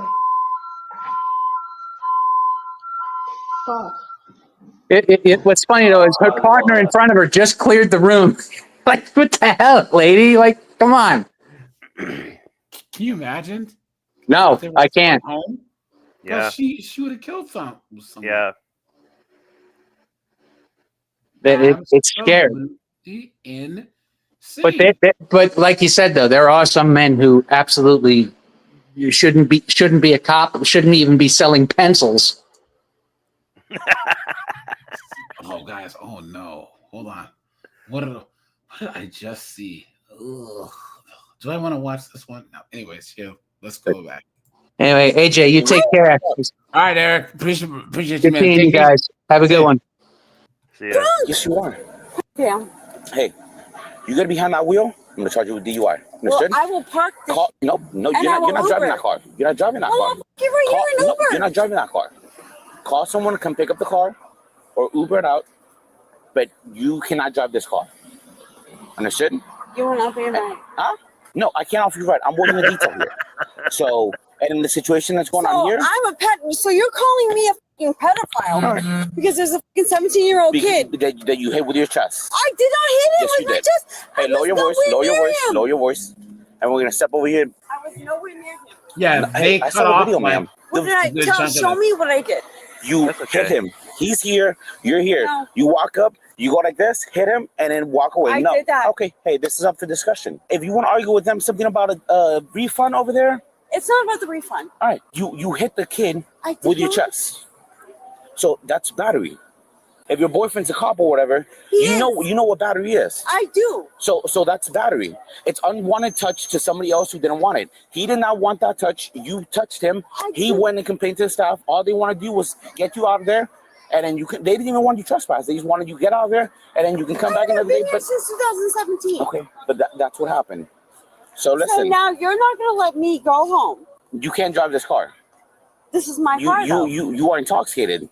I own this car. Yes, but you're intoxicated. But it's mine. So if you you can have somebody else How come pick about up you the car. just turn a blind eye? No. And let me go. No, I got a job to do. Like your boyfriend does. Like your boyfriend She has a blind eye turned on herself. Yeah, I'm not going to. I don't Well, care. he does. I don't care. I gotta go. You're not driving that car, ma'am. I'm getting my shit. Okay. Can I get my shit? Prototype. Hey. You don't hey, run me. Hey. You don't run me. If you try getting in that car and driving, I'm gonna take you to jail for DUI. My shit. Yeah, 3-0. Yep, that's your best bet. Then I'll leave my shit right here. All right, and I'll tow it. Unless you want to. Now I'll tow it. So you're gonna tow my shit? Get somebody to drive it. I just got kicked out of here for no Lower your reason. voice. You're Lower gonna your give me voice. shit. Lower your voice. I'm not screaming at you. You're being a Hey. sucker. Okay. You're being a sucker. Okay. Grab your stuff and then grab an Uber. Because if you turn this car on, Hey guys, you want to see the most degenerate thing that I've probably ever seen on YouTube? I mean, on Instagram. Watch. This guy. This is what he does. It's copyright music, but he goes around giving homeless people bottles of liquor. Oh, nice. Guys, this is what. It's like full bottles of liquor. Guys, watch. And then he'll have like whole wrap things of like cigarettes and alcohol. It's crazy, dude. And then this is their content. This is their content right here. Look. Handing out cigarettes. Handing out bottles of alcohol. Fireball shots. Guys, is this not the most degenerate thing you've ever seen in your entire life, dude? Look at that. Oh my god, they're gonna go like cut someone's head off this night. What? Hold on. Look. Oops. This is all they do. He just goes to areas where there's a lot of homeless and hands out bottles of liquor. Jugs. Like plastic jugs, like big ones. Yeah. This isn't like that guy's like, I'll take 2. Yeah. Fat the smokes. He's handing out shots of Fireball. Hold on. Where is it? There's one where. Wait, is this it? Look, man, there's cigarettes taped. There's cigarettes taped. I got some brothers that outlive me. Guys, is this not Like, the most essentially didn't hand it to degenerate that thing guy. that you've ever seen in your entire life, guys? I mean, guys, is that cigarettes taped to the bottles? yes, that's smokes taped to the bottle. Now there are these British guys that drive around and they're like, Mike, you having a bad day? You like a beer? And they just hand out beers. Hey, thanks, buddy. Just like a dude who looks like he's down on his luck, not like a homeless guy or whatever. Just like a dude. They have cold beers just sitting in there. And then like, do you smoke, bruv? Here you go. And the guy's like, hey, thanks, man. I was having a shitty day. Oh, look at that, guys. Oh my goodness. So You're gonna tow my car for being parked illegally right here. Get someone to come pick it up. I don't have anybody. He's working. Hey. He's on duty right now. What's his name? Because I'll happily call him over. Joseph Chiappa. Okay. Call him up. I will. Give me a second. Grab your stuff and sit over there in the corner. Tell him to come get my f***ing car. Get your stuff and go sit over there in the corner. You don't tell me what to do. I will take you to jail. You don't get to tell me what to do. I can take you to jail, that's for sure. You want to go to jail for DUI? Get I'm not behind in my car. That's what I'm saying. The So car grab is your not. stuff The and- car and be is on your not way. on. Grab your stuff. So you and go sit over there. You cannot Hey. legally give me a DUI. I mean, I can tow the car though right now. Yes, you can. Then tow my car. Guys, all you guys who don't know this, if you're sitting in the driver's seat, whether the car is on or off, you can get a DUI. Yeah. They're giving this girl so many chances, too. Yeah. You want to grab my this? keys, and I am not behind the wheel, so therefore it is not a DUI. That is one of the things when you date a Hey, cop, go sit you over there. realize it. Okay. So, tow my car. A couple $100 tonight. Good to go. Yeah. Tow my shit. Okay. What do you want me to sucker? Nothing. No wants to do that. Go sit on the curb. No. Yeah. No. Tow my car. All right. And if they damage it, Florida State Statute 316.072. If you stay on the roadway after I've given you a lawful order to get out of the road, you haven't taken a job for that. So your best bet is to go over there in the curb and wait for someone. they're intelligent. Okay. So apparently, Is that someone coming and picking up the car? this asshole, this sucker, who claims to be a police officer, is supposed to serve and protect, is going Is that boyfriend? going to tow my car. The same fucking fat that was in the movie. Let me get you in front of cop theater for one. Welcome to my life. He's gonna tow my car, and I'm gonna Uber back to my house because he's being a fucking asshole.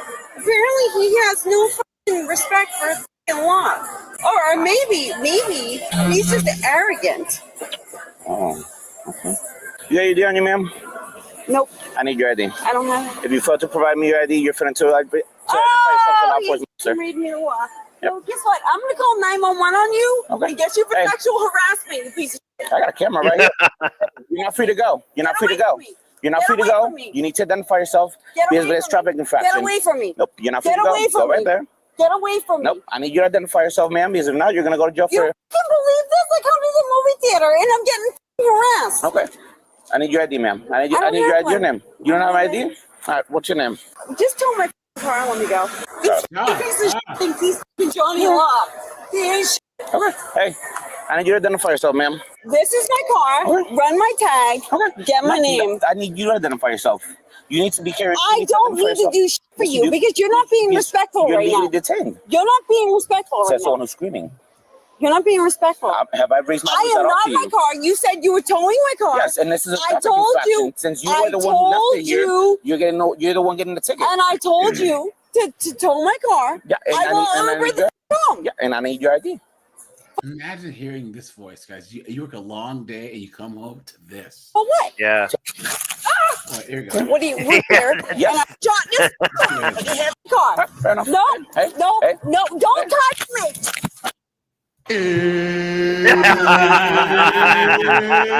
It's time! Put your hands on your back. What the f are you doing? Your job is done. Your f***ing career Put your is hands on your over. Ma'am, stop resisting. I'm not. You have Put your no hands on your back. reason to The civilians detain are me. Put your filming hands it. behind your back. Get away from me! Put your hands Nice. behind your back. And stop resisting. Guys, man, I think I'm probably gonna hit 19K by the end of this month, dude. Nice. I just hit 18K. Yeah, guys. Oh yeah, by the way, guys, thanks for 18K, man. You guys saw that, right? Oh, nice. Yeah, guys. Thanks for 18K, man. I hit 18K. I think yesterday morning, and I'm at almost 18.5. So, guys, thanks for all you guys' support, man. Straight up, guys. Let's keep this thing going, man. You know, I think that things always slow down in the summer, and then the fall. In the winter, things are gonna pick up. But guys, once again, all you guys that are mods in the chat, mods in the Discord, I'm gonna need you guys to be extra vigilant as the channel grows, because we'll get some knuckleheads in there. But yeah, guys, once again, I think that we're seeing a lot of men that are being pushed. The whole Charlie Kirk thing and all that. I think a lot of people.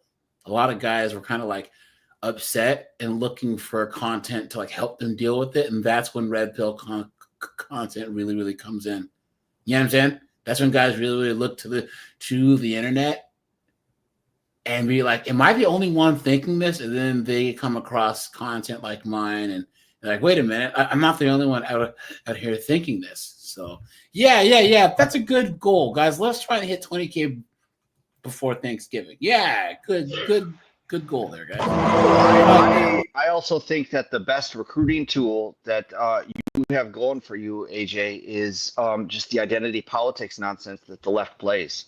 I think that draws, you just let them talk, that pushes more people towards you than anything else. Well, I think that is just offering alternative media. Like my channel is like The View, but for guys, except we actually talk about real stuff. Where the View is gynocentric, guys, we are patriarchal, right? Like we focus on men, and men don't realize how gynocentric that media is until they actually come across male-centric media and realize that they have to deprogram their brains. So yeah. And the Freak said solid panel. Yeah, guys, you're gonna see Snowboard and Matt and a couple other guys. I want to try and do more like actual planned panels with you guys, so that we can have more in-depth discussions about things, and especially things that are prescriptive. You know what I'm saying? We can have we can actually give guys like a course of action and say, hey, look, or maybe even talk about a decision that you made that might have been not the best one, and how if you'd done the other thing, things could have been better. You know what I mean? So things like that. So What the f are you doing? Oh my god. All right, sit up. I hate your f***ing guts. Okay. You piece of shit. Okay. You know what? Maybe that poor cop that got shot in the face should have been you. You sucker. You sucker. You quad Yeah. sucker. Maybe she should have parked her car in Harvard fucking yard. With a surgery scar. I was just coming out the bar. Oh no. You fucking Puerto Rican. You are not worth a shit. Oh, there we go. You want to put your hands on me? You guys know who she sounds like, right? Yeah, Hold on. You guys know who she sounds one who like. has the shoulder. Right? Don't you put your hands on me! Don't you? F you! I will go to jail. I bet you will. Go f yourself. That is what she reminds me of. You're lucky I didn't kick you in the balls. Don't touch me. guys. You motherfucker! Are you happy? You fucking prick! Are you happy? That's exactly what this reminded me of. You want to put your hands on me? Go ahead. Put your motherfucking hands on me again. I'll show you Boston style, you motherfucker.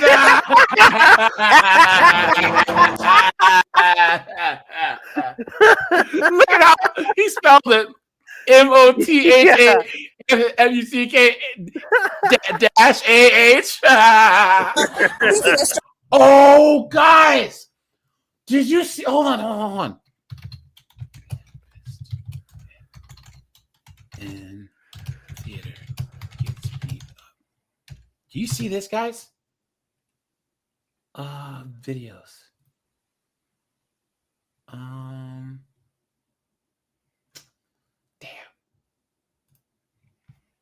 Guys, look.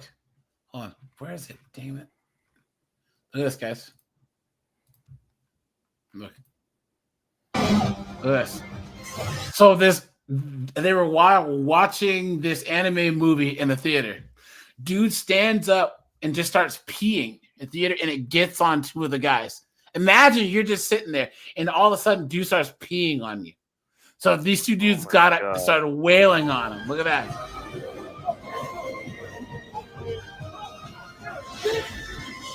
Thunder breathing. 7-4. Disgusting. Can you Wow. imagine? What was it? I've never seen the in the whole fucking movie. Disgusting. I always do that stupid so like you, but me. Why else would he only teach you that technique? Disgusting. You start Wow. peeing. Oh, you got R. Kelly. Prince was never that kind of person. Why would you do that? Dang, they That was a fucked piss him poor up. decision.